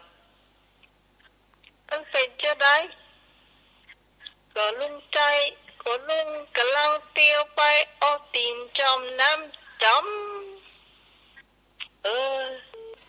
ไปเจอกบมันบอกให้เพื่อนมันบอกหลบก็เลยไม่ได้กบสักคำไม่ได้กบแต่ก็จะเอาเขียดดีกว่านะไปเสาะเขียดแถมไปเจอเขียดมันก็ซ้ำมาบอกเพื่อนมันแอบก็เลยไปได้อย่างสักอย่างลุงก็เลยไว้ปิกช่วงดีนะลุงเราวิฉายไปตัวนั้นว่าช่วงระหว่างที่ลุงกำลังเตียวหนทางมานะลุงปะกระต่ายตัวใหญ่ขนาด สีขาวคือว่ามันฐานไฟลุงนะต้องแกตามันฝังเหมาะเอาน้ำเหมาะกับกับอย่างฮะเปิ้นห้องว่าอย่างฮะกับพื้นกับอย่างเนี่ยพอลุงสั่งอุ้มไปอุ้มมันมานะอุ้มนักตะกึกนักสัก5 กิโลได้เหรอนักสัก5 กิโลนะแต่เสียดายลุงไม่ได้ด้ามไม้ไปสักคำแซมได้ว่าโอ้ลุงใจโวใครว่าไอโวหรือไงเนาะเอ้ยเนาะเจ้าเอาเถอะอันนี้เรื่องนี้ก็จะไปสำหรับธรรมยตราของท่านสมชาตินะเจ้าก็ต้องขอบคุณแม่เพนค่ะเตี้ยตัวได้เจ้าที่โอนสตางค์มาตังน้ำใหม่ประมาณ800นะเจ้าขอบคุณนักนะเจ้าได้รับเรียบร้อยแล้วก็โอนไปตังท่านสมชาติแล้วเจ้าตึงมดตึงมวลก็9,000 บาทนะเจ้าเนาะเอามีเวลาหาเงินก็บ่ได้แต่ท่านสมชาติเปิ้นก็บอกว่าเปิ้นแท่งให้3,000ก่อนเป็น12,000ก่อนเจ้าอันนี้ก็ต้องขอบคุณจำนักได้เจ้าขอบคุณพระอาจารย์เรารักปัญญานันท์นะเจ้าแล้วเจอกันใหม่เจ้าขอบคุณรักปฏิเจ้าขอบคุณศรัทธาญาติโยมก็ได้ฟังเกี่ยจากโยมพี่พิสมัยเป็นที่เรียบร้อยก่อนที่อาตมาจะเปิดสาย วันนั้นช่วงของ4 โมงแรงอาตมาได้ถามปัญหาศรัทธาญาติโยมแต่ก็มีเปิ้นตอบมา3 ท่านที่เปิ้นตอบมา3 ท่านนะอาตมาก็ให้คะแนนไปถ้าไผตอบโวยแล้วถูกอย่างสมมติว่าอาตมาถามนี่นะถ้าญาติโยมตอบโวยแล้วถูก ก็จะได้คะแนนตอบมาก่อนได้2 คะแนนตอบหลังได้1แล้วก็ที่3ก็ได้เกิงถ้าตอบถูกเนี่ยนะถ้าถูกอาตมาก็ให้คะแนนก็คือเป็นปัจจัยอาตมาจะใส่ซองให้ในปีหน้าอาตมาจะนำเอาคะแนนนำเอาปัจจัยนำเอาซองที่อาตมาใส่ให้โยมเนี่ยอาตมาก็จะเอาไปทำบุญวัดฝ่ายหินทำบุญสถานีวัดฝ่ายหินในปีหน้าอันนี้อาตมาจะเอาใส่ซองให้ถ้าว่าถูกตอบโวยแล้วก็ถูกก็ได้คะแนนไปเนาะอันนี้ วันนั้นก็มีที่ท่านที่ตอบถูกต้องมาก็มีแม่บุญกัดก้อมได้ไป2 คะแนนแม่บุญนะแล้วก็ไอเอกพะเยาได้1 คะแนนแม่สมแม่คาแม่สมเนียมมโนได้เกิ่งคะแนน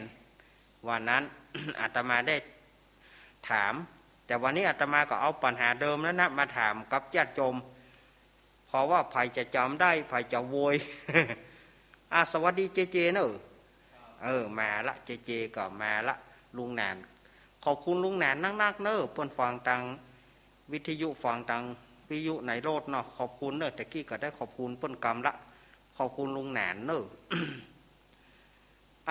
อาตมาจะถามปัญหานี่นะถ้าญาติโยมมาก่อนแล้วตอบได้ถูกก็ได้คะแนนเนอะอาตมาจะถามญาติโยมว่าปีนี้เป็นปี2565นะปีนี้เป็นปี2565อยากถามญาติโยมว่าประเทศไทยเฮาได้ผ่านการจัดงานเฉลิมฉลองสมโภชกรุงรัตนโกสินทร์ มาได้กี่ปีประเทศไทยเฮาได้ผ่านงานเฉลิมฉลองสมโภชกรุงรัตนโกสินทร์มาได้กี่ปีฟังช้อยก่อนนะฟังช้อยก่อนฟังโทเตื้อกอไก่30 ปีขอไข่40 ปีคอควาย50 ปีและงองู60 ปีเอ้าไผ่จะตอบมาก่อนถ้าตอบก่อนถูกก็ได้คะแนน ตอบถูกได้2 คะแนนอ้าวไผ่จะตอบอาตมาพ่องข้อเจเสนอมาข้อเจเอาข้อกอไก่อ้าวเจมาก่อนนะแต่ยังบ่ถูกเตื้อยังบ่ถูกโอ้รู้ไผ่ฮะรู้อันนี้ไผ่มาก่อนเนอะเดี๋ยวกันเนอะฮันเจริญปอนไม่สาครับผมไม่สาดูแลขอตอบเลย40 ปีไอเอกเนาะไอเอกครับผมไอเอกได้คะแนนไปแล้วนี่ไอเอกตายไปไอเอกตอบวันนั้นไปแล้วเหรอไอเอกตอบไปแล้วอ้าวเดี๋ยวให้คนอื่นเนาะให้คนอื่นไอเอกตอบไปแล้วไอเอกได้คะแนนไปแล้วนี่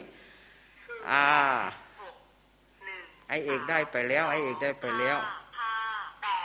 เอาที่ป่นบัดตอบเตื้อในกว่าเจริญปอน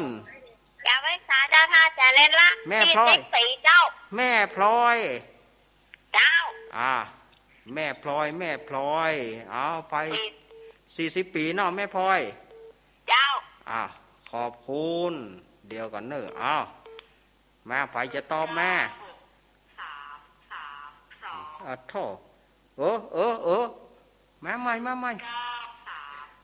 อันโดนอันเจริญปอนเจ้ากำนมัสการเจ้าโทรจากที่ไหนสายเจนคิดวันเชียงมันโมสามัมเพื่อเจโฮมเจ้าเจโฮมเนาะอันแม่จะตอบปัญหาก็40 ปีเจ้า40 ปีแม่หยังแม่ชื่อแม่หยังสายเจนทิพย์เจ้าแม่สายเจนทิพย์เจ้าเนอฟังประจำเนอแม่ฟังทุกวันทุกตนทุกองค์ขอบคุณเจ้ามีแหมก็อันดับ 3มาอันดับ 3ฮั่นขอโทษเจริญปอนไปสาลูกเน้นแม่ยังแม่สีกุลจันทุราบ้านหนองรองตำบลบ้านป้องอำเภอเมืองจังหวัดลำปางเจ้าแม่สีกุลจะตอบปัญหาก็40 ปีเอาละปดเท่า40 ปีเนาะเดี๋ยวกันเนอะศรัทธาญาติโยมเนอะมาแม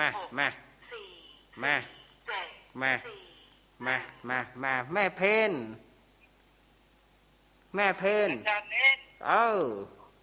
จ่าเด้อเนนเด้อครับอะไรเด้อมาแล้วชัดเจนนะเนนเด้อตอบเจ้าอย่าเปลี่ยนนะเด้อ40 ปีนะเนาะ40 ปีเจ้าเดี๋ยวกันเนอะชัดเจนนะเนนเด้อครับแม่เพนเดี๋ยวกันเนอะศรัทธาญาติโยมเดี๋ยว08เด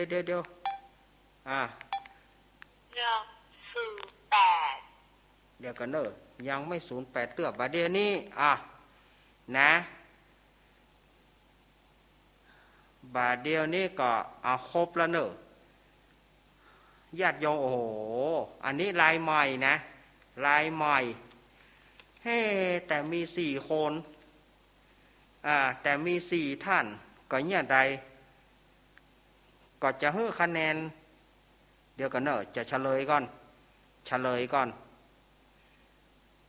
ปีนี้2565เมื่อปี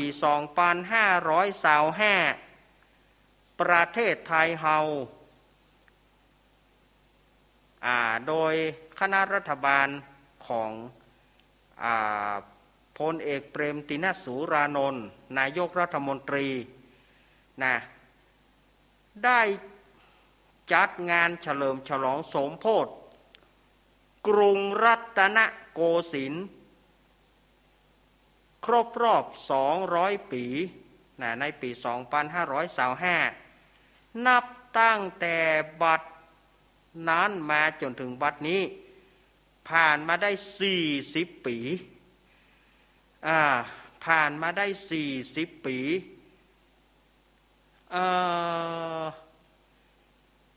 40 ปีนี้แม่พลอยสุริยะบ้านสีถ้อยอำเภอฝางได้2 คะแนนนะแม่พลอยบ้านสีถ้อยเมืองฝาง2 คะแนน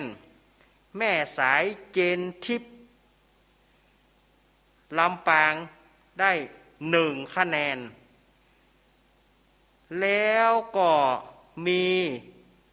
แม่สีกูลบ้านหนองล่องลำปางได้เกิงคะแนนแล้วก็แม่เพนขาวเตี้ยตอบมาล่าสุดความจริงนี่ตามที่อาตมาจัดห่วมกับพี่พิสมัยธรรมะคลายเครียดนี่จะฮื้อ3 คนแต่ว่าอาตมาก็เอ็นดูแม่เพนนะเมาะ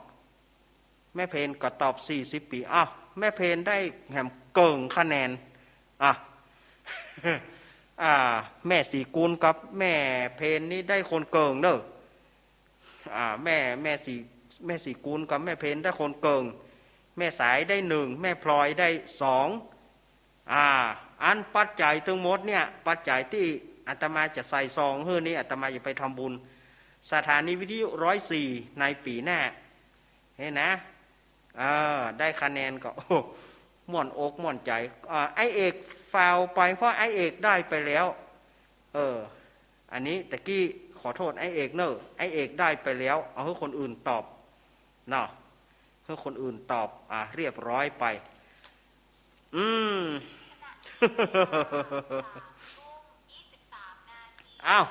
ต่อไปนี้เปิดสายเป็นทางการแล้วเปิดสายเป็นทางการแล้วเนอะตะกี้ตอบปัญหาเพราะว่าไผจะจำได้ก็ก่อนเน็ตกันนี่เนาะ40ตามข้อเตือนนี่นะมันจะก็บาตื้อแต่ข้อเตือนนี่จะมากันลุบลับพ่องก็จะเอากอไก่พ่องก็จะเอาขอไข่พ่องก็จะเอาคอควายพ่องเอางองูตามข้อเตือนนะถ้าจะมาไปห่วมจัดนะมาเลยตอนนี้เปิดสายไปทางการละ0892140135เจริญปอนยายพรฮะจะจอบปัญหานี่ดูเพิ่งไปจอบไปก่อนก็ยังบอกว่าแต่เป็นยังมันเป็นยังเนาะปัญหาก็พรทนได้อีเนาะยายฮะยายต้องรู้ว่าถ้าได้บะม่วงน่าจะเนอะเขาได้บะม่วงที่ป่นหน้ากะเฮาไก่เฮาไก่ป่อนยายพรตัวนั่นกะเนาะ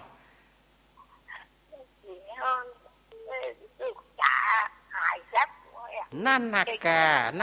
ะขอบคุณยายพรว่าเอาไปนี่ได้สิจ่าติงก็ไม่แล้วลุงเจ้าครับเอาขอบคุณยายพรเนอะ ขอบคุณยายพรยายพรยายพรร้องงัวแดงสันกำแพงเชียงใหม่โอ้โหเจริญปอนไว้สาเจ้าในลาก แม่กองแรงกะเจ้าเน้นจำได้เน้นจำได้อะแม่กองแรงแม่กองแรงว่ามันจะให้ปัญหาที่เปิดเนี่ยมันกันเนาะแหมคนบอกให้โวยโวยไปตัดอย่างนั้นพดนี่ก็ได้วันนี้แกเนาะแหวกำนี่ก่อนแหวกำจะพยายามเอาปัญหาอื่นมาตายเนาะจ้าเอาคนผิดสมัยด้วยเนอวักเหมือนเนอครับขอบคุณแม่ของแรงจ้าตู้เจ้าแม่กองแรงแม่กองแรงเกิดเมื่อค่ำแม่กองแรงขอบคุณเนอ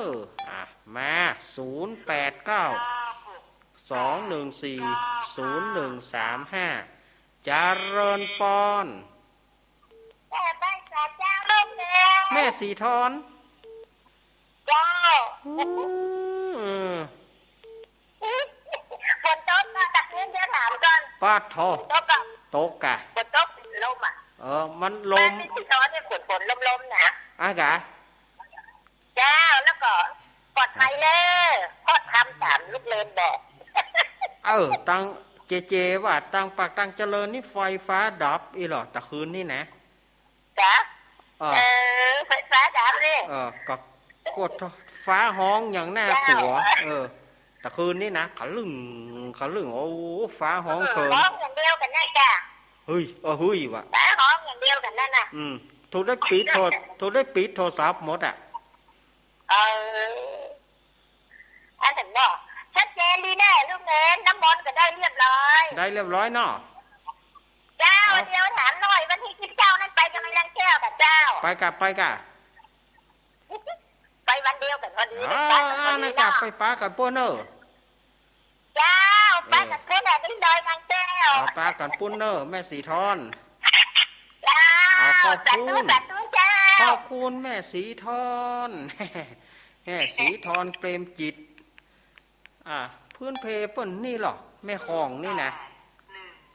แม่ของนี่แม่สุเกี้ยวศรีราพรเจ้าข้าพเจ้าเจ้าเนแม่สุได้น้ำมนต์ได้สั่งแล้วหมดเนอ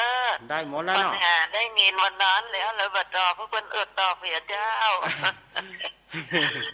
เจ้าฟังเด้อได้ความธรรมได้น้ำมนต์จากเนรแล้วเด้อได้แล้วเนาะขอบคุณโยมพี่สมัยเด้อมาเล่าเจียนะมาเล่าเจียผู้สูงวัยโยผู้สอกนี่แล้วใครหัวกันเจ้าหน้าแกเจ้าขอบคุณเด้อโยมพี่สมัยวันหน้าวันการหน้ามาเล่าทำเด้อเจ้าขอบคุณจะไปจ่าเด้อเน่ขอบคุณแม่สุเกี้ยวเนอขอบคุณเนอแม่สุเกี้ยวสอนศรีนุสรแม่ศรีรพรศรีเตี้ยเดี๋ยว215เจริญปอนครับกราบนมัสการครับโอ้ไอพงปะสร้างมาแล้วพงปะสร้างครับวันนี้มันเฮาฝุ่นตกเนาะสักเสียแต่วันนี้มีเนาะครับมีเนี่ยขึ้นแล้วเนี่ยโหตกตกว่าเกินวันนอแต่โอ้ขนาดนักมาบกับบึ้งนักปิติโกครับปิติโกนี่นักครับเป็นที่กำลังใจให้เนรนะครับขอบคุณนายพงษ์นักเนอครับใบสาครับครับผมจะได้กลับไปเอาคะแนนกายพงษ์ไอพงษ์หายจากกันวงการไอ้ยากะถ้ามาใครเขตเจริญปอนเจ้าขอบกราบไหว้จ้าครูบาจ้าว่าไปอยู่พอนะฟังบรรลับกันเนอท่านพระอาจารย์พอฟังเสียงธรรมท่านพระอาจารย์มาโอ้ปีที่สมัยเราเชื่อกับม้วนนะเจ้าเนาะคนฟังจังหลายคนจะมีใจจืดสู้ขอจำจูอย่าลวดมันทำคำสอนขององค์ท่านพระไอ้หูเหตุจนผล นใบกินแม่โทรไปหาครั้งนี้แม่โทรกำลังใจเนอะ อ้าวขอบคุณ เจ้าแม่ทุกแก้วศิลาพรแม่สีท้อนเสียงหวานกำเนิดแม่สายพินเมืองฟานจะไปวันที่3นี่เนอะเจ้า อะไร บ้านกันบ้านกันคนเนอะ เนาะ ให้กำลังใจทางภาคอาจารย์เนอะ อ้าวขอบคุณ เจ้าให้กำลังใจน้องเจ๊ๆเลยปีที่สมัยเลยเนอะจากพระเจ้าทางภาคอาจารย์ ขอบ เจ้า คุณนะ ทุกเจ้า แม่สายพินนี่นะมานี่แต่ละเก่าอ๋อแม่สายพินวางสายฮื้อจิมขอบคุณวางสายฮื้อจิมกะสายอื่นจะเข้าเนเจริญปอนเจริญปอนอ้าวจากตั้งได้หนองบัวปากกลางมาตุ้มหนองบัวปากกลางเลย เอาหนองบัวเนาะ ครับกำลังใจคนทุกหลายคนทั้งบ้าน แต่คืนนี่ขนาดเนอะ เอาใจคำของอันนินนะจ๊ะ อ๋อการลมเนาะ กันล้มน้ำหยัดนะจ๊ะ หน้าการเนาะ หนึ่งมีหน้านะตั้งสมาธิตั้งสติน่ะเอาตุกยามตุกดินกันเลยพอเสียหายตั้งใด เอาขอบคุณเนอะขอบคุณนักๆเนอะครับขอบคุณหนองบัวชัยประการก็มาละหนองบัวป่าซางก็มาละดูท่านเจริญปอน ภาษาเจ้าท่านในลาบ จากทางได้แม่ แม่อาลีเจ้า แม่อารีต้นเปา เจ้า อ่า ตั้งอยู่เขาบอกแค่ตันเนี่ยเหรอกด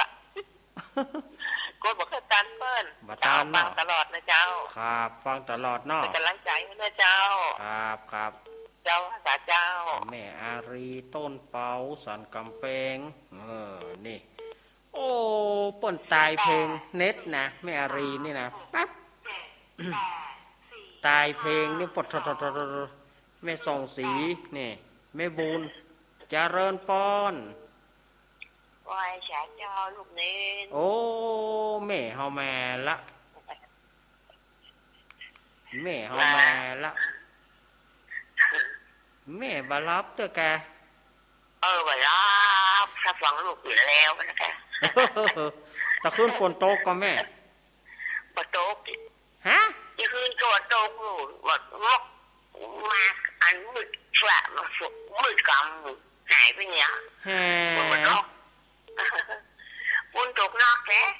ตกหน้ากับฟ้าห้องขลึงโอ้ฟ้าห้อง ไอ้ เป็นที่ พวก กลัว นี้ฝ่าห้องมันยืน เฮ้ยอย่าอ่านเนาะ เป็นเดียว แฮ่อย่าอ่านนะแม่ ปะโต๊ก ฮือ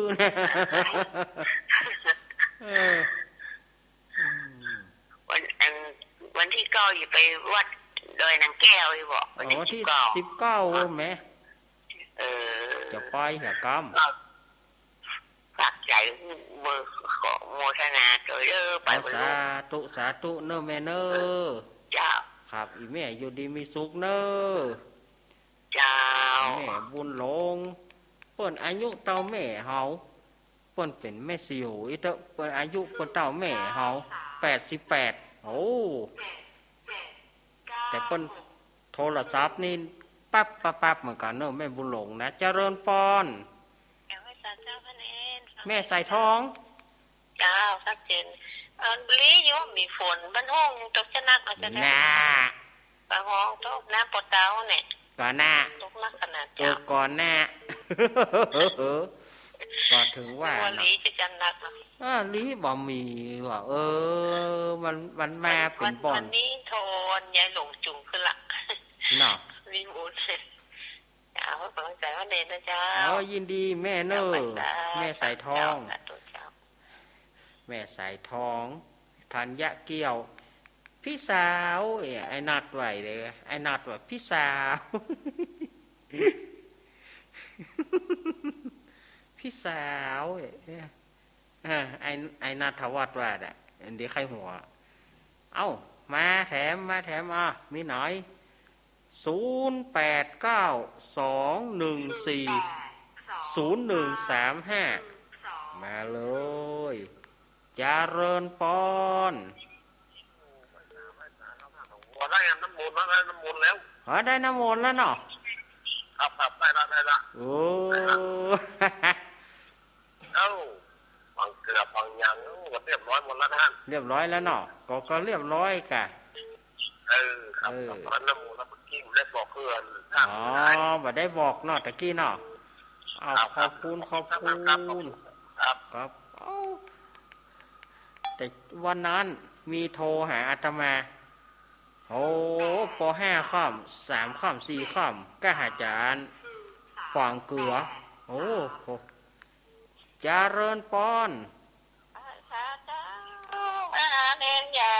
แม่อุ้ยอินมาเจ็บหัวข้าวนี่กับกินน้ำมนต์อาหารเน้นใหญ่นี่นะฮานใช่ได้หันนั่นน่ะเอาดีนะน้ำมนต์ดีนะกาหน้ากาเข้ามาเจ๊เอวได้สบายขี่รถเครื่องได้สบายโลเป็น11ได้ขี่รถเครื่องสบายอยู่นะมาเจ๊บอกเขานะอนุโมทนาบุญเพื่อน้ำมนต์มหาเน้นใหญ่นี่แหละน้ำมนต์แน่นอนเก่งมากครับเป็นกำลังใจนะเจ้าครับแม่อุ้ยอินอยู่ดีมีสุขเนอะรับดีฝันดีเหมือนกันเด้อรับดีฝันดีสุขภาพเนอะครับรับดีฝันดีอุ้ยอินเนอะฮั่นนะได้กันน้ำมนต์ท่านมหาเนนใหญ่วันนั้นเปิ้นโทรมาหาท่านนะเปิ้นปะท่านมหาสมชาติเปิ้นอยู่อย่างกับพวกผาเมียวอย่างว่าหรือว่าเปิ้นรักเอาน้ำมนต์เฮา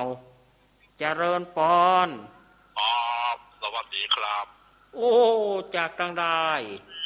อันนี้จากพะเยาไปนะครับเนอะปนันเดจาฮาเฮนะครับพะเยาเนาะเลยมาโทรมากับพระปีหลวงเดียวกันเนาะ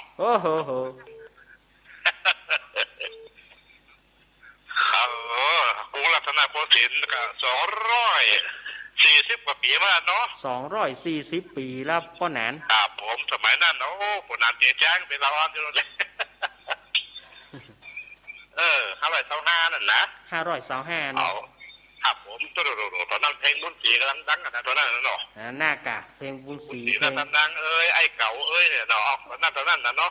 เพลงกำลังหนุ่มนาเข้าสาวนักเกียกับปีหน้านะเนาะปีนั่นแหละปีนั่นแหละปีนั้นมีของดีหลายอย่างแล้วครับปีเนาะของดีนักนะครับผมอันเนี้ยพระปีก็ชอบเอาปัญหาที่มาถามมันหยาดโยมนะครับครับผมมันมีรางวัลของกันนี้แล้วเนาะกันนั่นนะกะแจกผ้าหลอดกับพระปีเนาะเอาผ้าหลอดมาแจกกะมันบอกมีผ้าหลอดแต่พ่อแหนนเฮ้ยฮันนอกวัดฮาริปุนใจคนเร็วดิจะได้คนอ่านอยู่ใกล้ยาวนะแจกนะต่อขอบคุณพ่อแหนนเนออยู่ดีไม่ซุกนะครับอย่างทุกฝานะครับผมครับสวัสดีครับขอบคุณเนอพ่อแหนนเตจะฮะ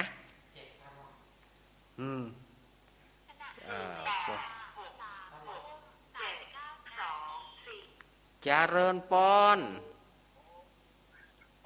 ครับจากทางใด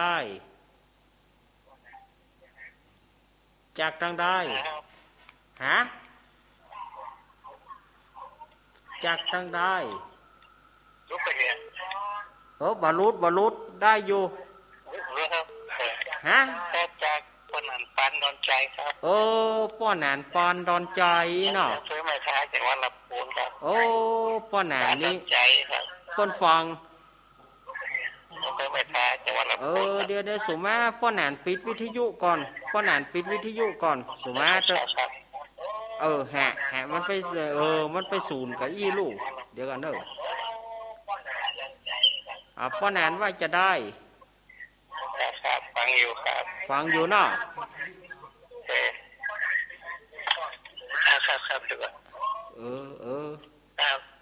อีกอะ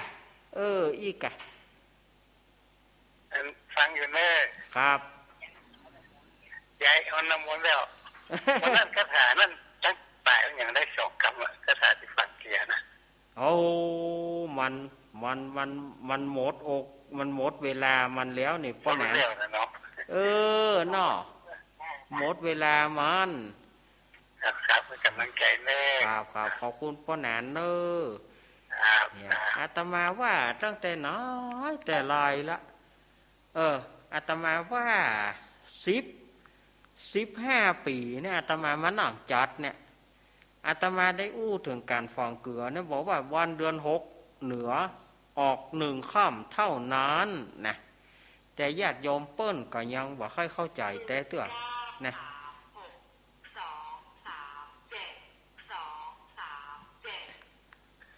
เจริญปอน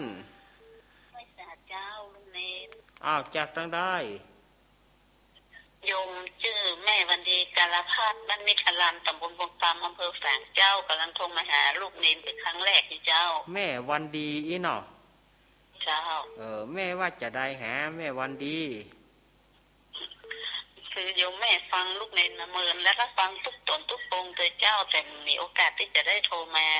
วันนี้โชคดีที่แม่ได้โทรมาติดแล้วเจ้า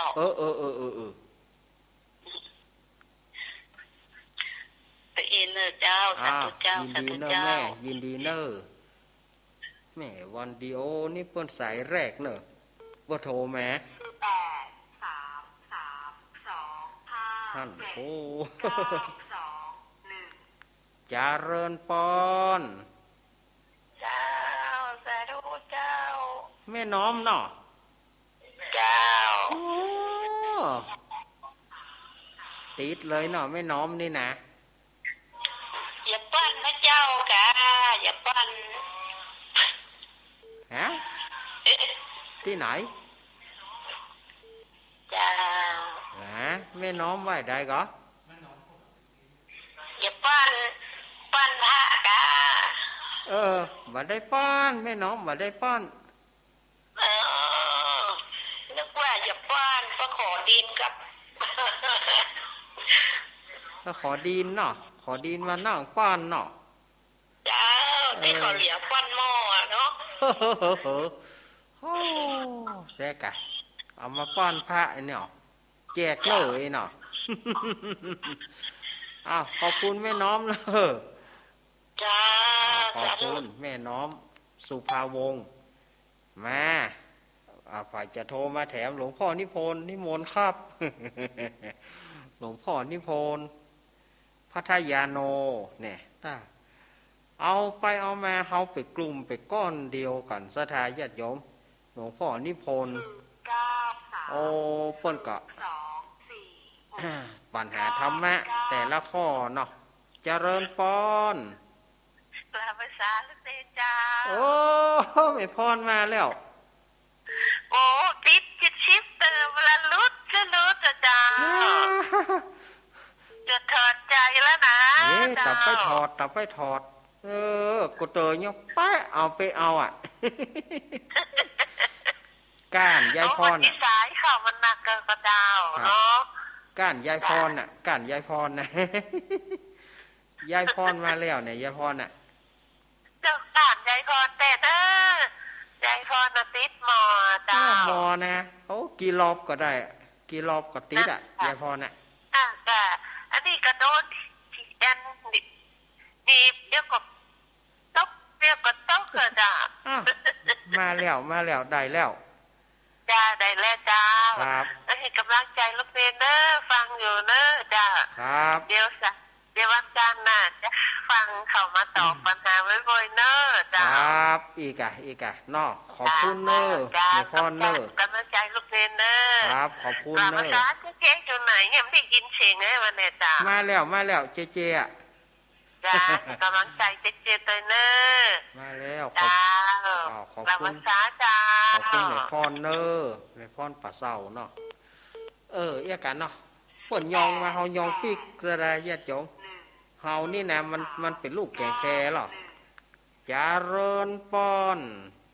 ครับ กับนมัสการเดี๋ยวมันเล่นละ ป่อน้อยโผน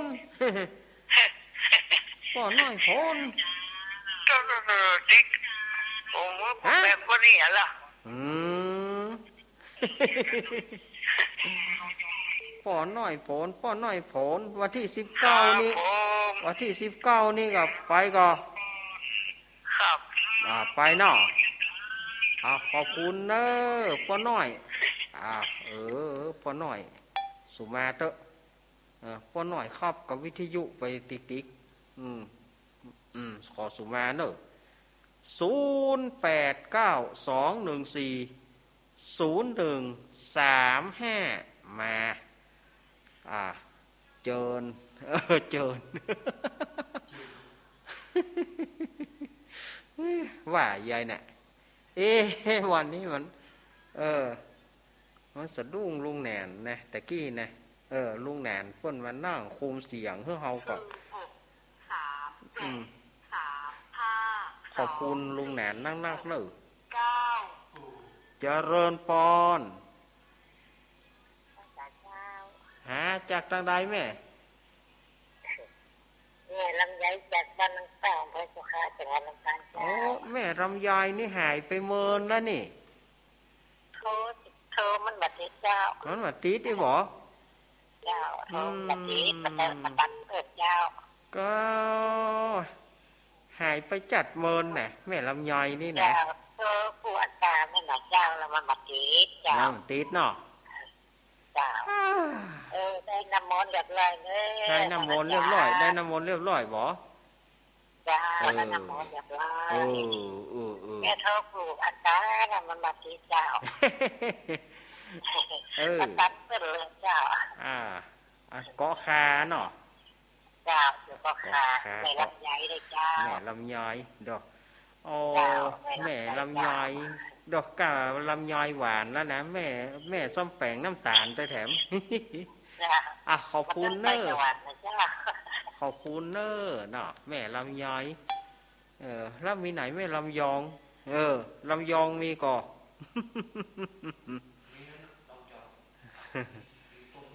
เพิ่นมีลำยองแล้วหรอลำยองลำไยนี่แน่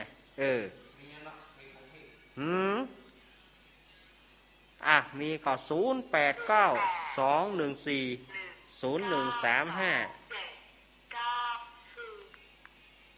เจริญปอนไม่สาน้องเน้นป่อบุญตันวางอยู่ในนั้นป่อบุญตานเต้า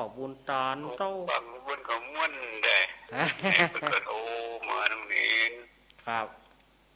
กำลังใจน้องเน้นเด้อกำลังใจเนาะไปสาครับพ่อครูมีบ้านเวียงไงกะพ่อครูแต่ขอบคุณเนอะพ่อบุญตานป่าไร่เนี่ยพ่อครูมีบ้านเวียงไงกะเพ่เปิ้นอยู่พ่อบุญตานอยู่เพ่ละสามยอดป่าซางเพ่เจริญปอนต่างได้บ้านแม่น้อยบ้านตาโถกตำบลดงพายอำเภอเมืองเจ้าบ้านแม่น้อยบ้านตาโถกนี่เนาะเจ้าแม่น้อยอายุเท่าใดบ้านแม่น้อยบ้านตาโถกตำบลดงพายอำเภอเมืองลำปางถูกกันนะแม่น้อยอายุเท่าใดอายุเท่าใด77เจ้า77พังวัดบุญยวาสเจ้าพังจากบุญยวาสเนาะเจ้าปนพังเมียท่านโทษเทเนอมันซึ่งบทติดน้องบ้านมาท้องบาติดอีเนาะเจ้าติดแล้วเหรอ77เจ้าขอบคุณเนอะแฮอีแม่ไปตอบวิทยุไปอย่างแน่ว่าจ้างจะจะได้น่ะตอบวิ วิทยุเฮาถามแต่ว่าแต่เจ้าล่ะอีแม่ก็หันมาตอบเจ็ดอ้าวได้แหมประมาณสัก2-3 สายอ้าว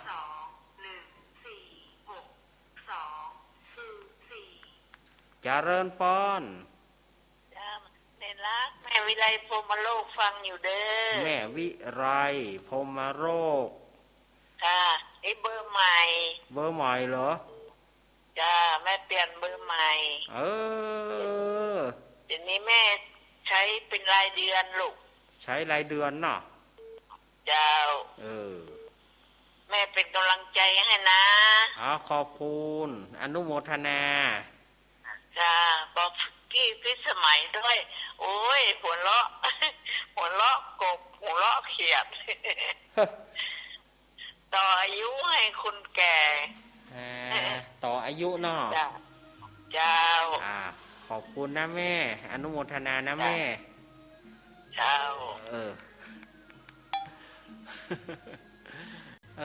แม่เฮ้ยกระเดียวกับเจ้ากระเดียวกับข้าถึงมีนายท่านโมดฮะ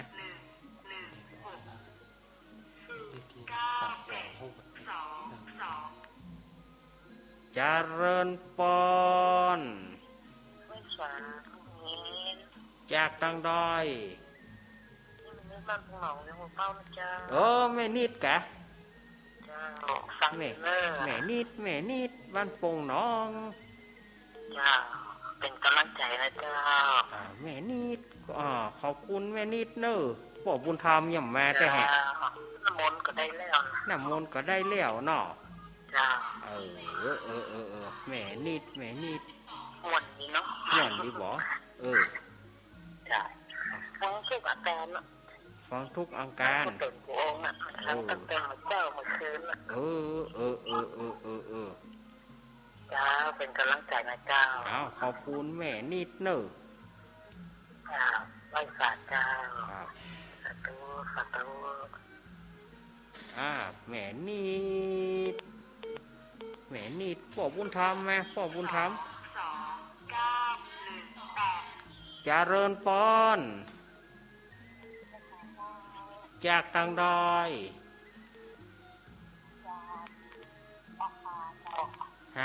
ก็ค่ะแม่ยังบ้านขับได้จ้ะ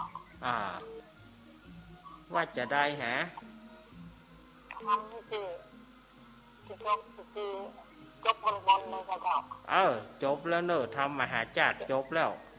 จบบริบทเลยล่ะบริบูรณ์ปริปุนังเรียบร้อยแล้วก็น้องฝึกสอนอันนี้ก็ว่ากันเนาะขอบคุณเจ้าขอบคุณอีกะถามกันไหมให้สัก2 สายมีก็ให้2 สายเนอะ2 สายเจริญปอนจากตังใด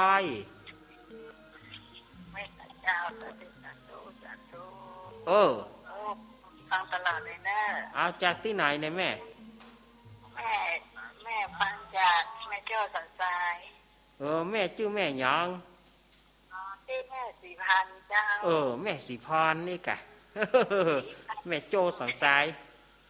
ชื่อเป็นยังไงไหนก็ได้มันเพิ่นจังก็น่ากะโอ้ยก็ดีแล้วเหรอเนาะก็ดีนะกะวันดีแล้วท่านวันดีเนาะไปเอาท่านอาจารย์แท้ๆเลยนะอาจารย์แท้ๆเลยขอบคุณนะแม่เวลาอาตมาหมดแล้วขอบคุณเนอะเอาละสถาญาติโยมเหยเวลาอาตมามาหยุ่นแหมสายเดียวเนอะเจริญปอนจับไม่แก้วไม่สายใช่เนอะไม่แก้วไม่สายดีแล้วเนาะสบายแล้วเนาะแต่มันแห้งนะแล้วแต่ว่าข้างในมันนี่เดี๋ยวมันหยาบได้ใจเวลาเนอะหมอคนนักหมอคนว่าเจ็ดเดินแบบเนี้ยใจ ใจเวลาเอาขอบคุณนะแม่เวลาอาตมาหมดละขอบคุณเนอะครับขอสุมาเนอะไม่เกี่ยวเนอะไม่เกี่ยวพญาสมสุมาเตอะ8 6เวลาอาตมาหมดละอาตมาจะต้องนำรายการอำลาศรัทธาญาติโยมไปก่อนวันอังคารหน้าอาตมาบอกฮู้ว่าเปิ้นจะมีการถ่ายทอดก่อที่ดอยนางเกี้ยวถ้าว่าเปิ้นว่ามีการถ่ายทอดอาตมาก็จะมาปะศรัทธาญาติโยมตะกี้นี้เนอะแจ้งไปกับโยมปี่พิสมัยเนอะผู้ที่ได้คะแนนตะกี้ที่ได้คะแนนตะกี้นะมีแม่พลอยสุริยะเนอะแม่พลอยสุริยะบ้านสีถ้อยได้2คะแนนแล้วก็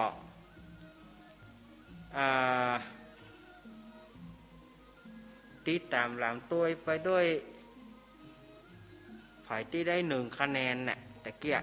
แม่พลอยแล้วก็แม่สายเจนทิพย์อันนี้ลำปางได้1คะแนนแล้วก็แม่ศรีกุลได้เกิงแม่เพนได้เกิงก็ขอบคุณศรัทธาญาติโยมที่ได้อนุโมทนาที่ได้ฟังรายการนี้ก่อนที่จะจบรายการนี้ก็วันที่13นะเปิ้นจะตานตุงที่ม่อนพระศรีสองเมืองดอยนางเกี้ยวแล้วก็18-19 สาวก็เป็นงานฉลองงานปล่อยหลวงเนอะแล้วก็วันที่22-23ก็จะเป็นงานทำบุญอายุวัฒนมงคลหลวงพ่อสุจิตตานุรักษ์วัดพระบาทอุดมน้ำบ่อสาวาเนอะสถานญาติโยมก็ไปห่วงกินห่วงตาด้วยกัน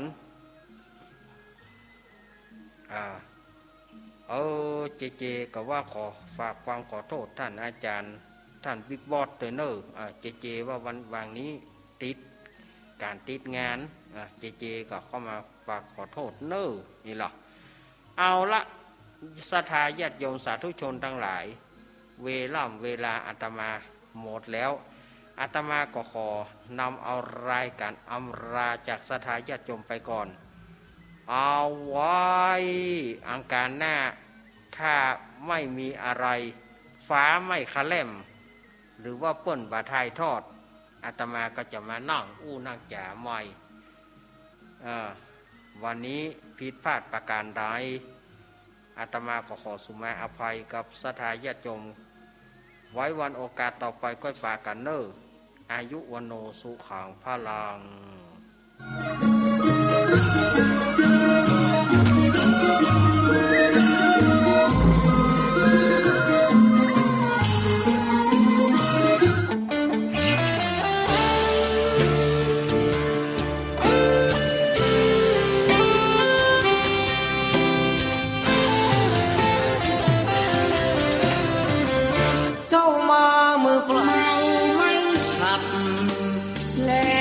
กลับอย่างไรกลับไม่ได้ก็อย่าเมาอยากมีชีวิตยืนยาวต้องเมาไม่ขับเมื่อขาดสติอย่ารี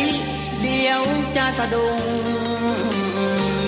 เสียเลือดให้อยู่เมาฝ่าไปยุ่งกับแม่การดื่มสุราทำให้สมรรถนะในการขับขี่ลดลงอุบัติภัยเกิดจนเครียดกินเหล้าจนเครียดกินเหล้าจนเครียดกินเหล้าจนเครียดกินเหล้าจนเครียดกินเหล้าก็เลยยิ่งก็เลิกสิเหล้าจนเลิกเหล้าเลิกจนเริ่มต้นเข้าพรรษานี้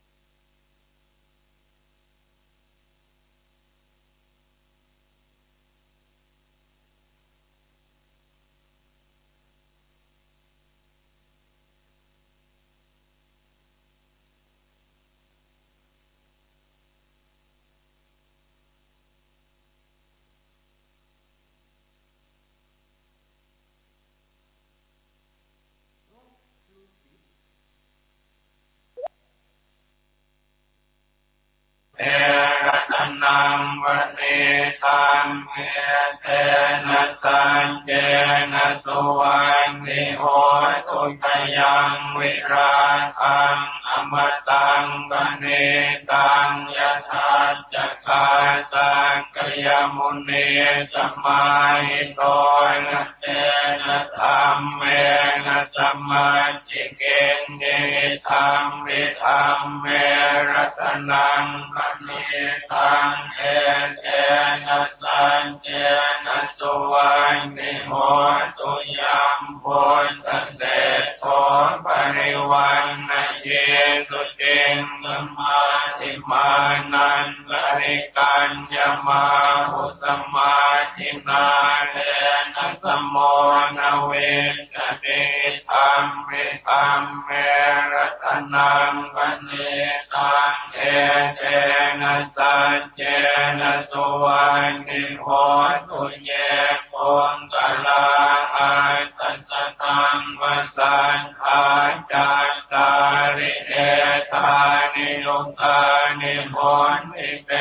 ทากินายาสุขตาสัสสาวกาเอเต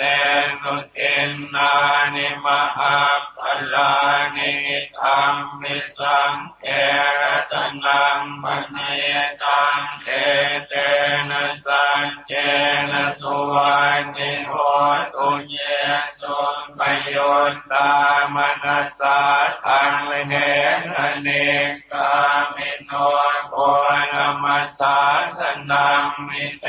ปันติปันตามตังวิไทยอรันธามุทาเนปุเตงปุญญมานาริธรรมมิสังเก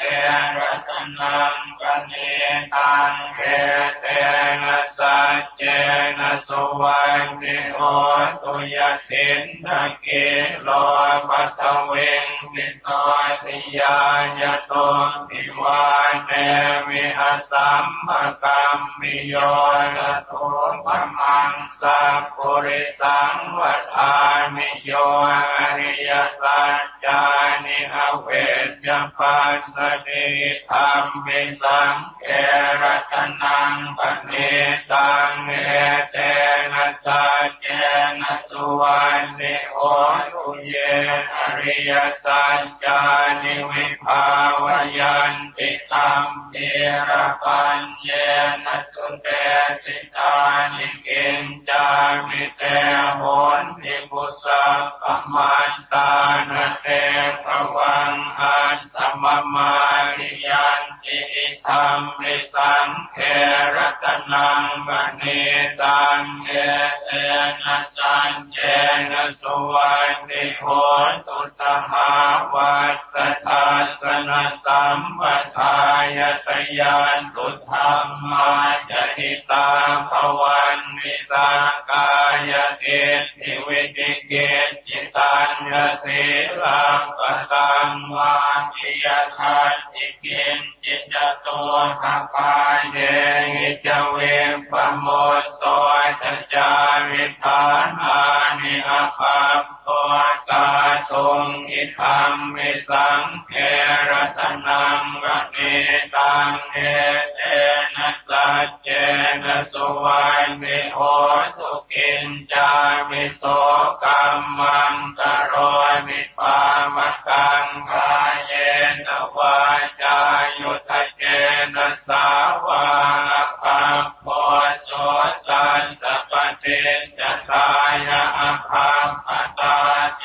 ตปะทัสสะวุนตาอิธัมมิสังเขรัตนังปณิตังเอเตนะสัจเจนะสุวรรณิโห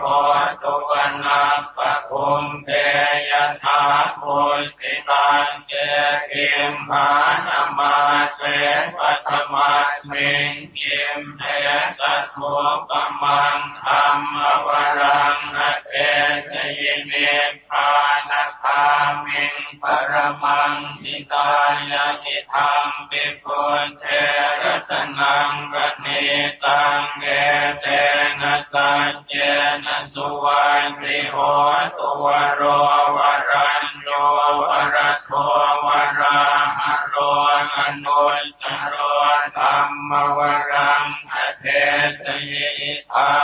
พุทเทระตนังปณิตังเอเตนะสัจเจนะสุวันติโหตุกิตังปุรานังนวังนัตติสัมภวังวิรัตจิตตายติเกภวัสมิงเตหินะเพตาอวิรุณมิฉันทานิปันปิเทรายทายัมปติโกหิธัมปิสังเกรัตนังระเนตังเอเตนะสัจเจนะสุวัตติโหตุยานิทัพโพตานิสัมมาคตานิคุมมานิวายานิวะอันตริเกตถาคตังเทวมนุสสะโพธิตังพุทธังนะมัสสามัสสวัตติโหตุยานิทัพโพตานิสัมมาคตานิคุมมานิวายานิวะอันตริเกตถาคตังเทวมนุสสะโพธิตังธัมมังนะมัสสามัสสวัตติโหตุยานิทัพโพตานิสัมมาคตานิคุมมานิวายานิวะอันตริเกตถาคตังเทวมนุสสะโพธิตังสังฆังนะมัสสามัสสวัตติโหตุ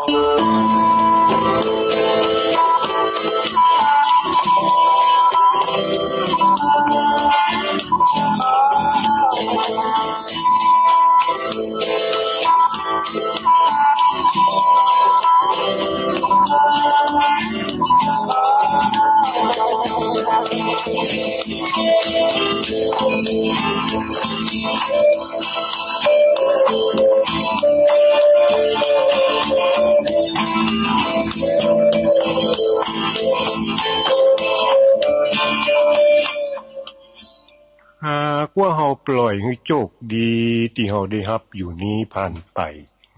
โดยบ่ได้ทำหยังสมกับที่มีโอกาสดีเกิดมาเป็นมนุษย์พบพระพุทธศาสนาเมื่อถึงแก่การกิริยาตายจากชาตินี้ไปการที่ว่าจะได้ปิกมาเกิดเป็นมนุษย์เหมือนในชาตินี้แถมในฐานะที่เป็นปุถุชนคนมีกรรมอยู่อย่างย่อมเป็นโอกาสที่จะพึงได้โดยยากนักหนาปราชญ์ทั้งหลายย่อมกล่าวว่าบรรดามนุษย์ที่ตายไปจากมนุษยโลกนั้นเขาตั้งปากันไปสู่อบายภูมินักกว่าสุคติภูมิอุปมาเหมือนขนงัวกับเข่างัวคือมนุษย์ทั้งหลายที่ทำการกิริยาตายลงไปทุกวันนี้เขาปากันไปเกิดในจตุรบายภูมิโดยไปเกิดเป็นสัตว์นรกในนิริยภูมิพ่องไปเกิดเป็นเปรตในเปตติวิสยภูมิพ่องไปเกิดเป็นอสุรกายในอสุรกายภูมิพ่องและไปเกิดเป็นสัตว์เดรัจฉานในติรัจฉานภูมิพ่องต่างไปเกิดในอบายภูมิทั้งสี่นี้มีปริมาณมากมายเท่ากับขนงัวส่วนมนุษย์ที่มีโชคดีได้ปิกมาเกิดเป็นมนุษย์ในมนุษยโลกและจะได้ไปเกิดเป็นเทวดาในเทวโลกอันเป็นสุคติภูมิมีน้อยยิ่งนักเทียบได้กับเข่างัวเต้าอัน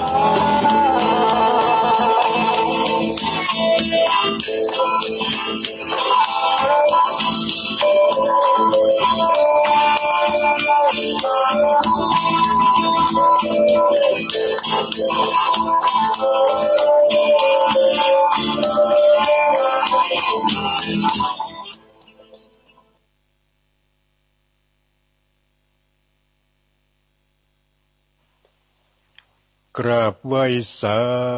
ปารมีธรรมครูบาอาจารย์พระสงฆ์องค์สามเณรทุก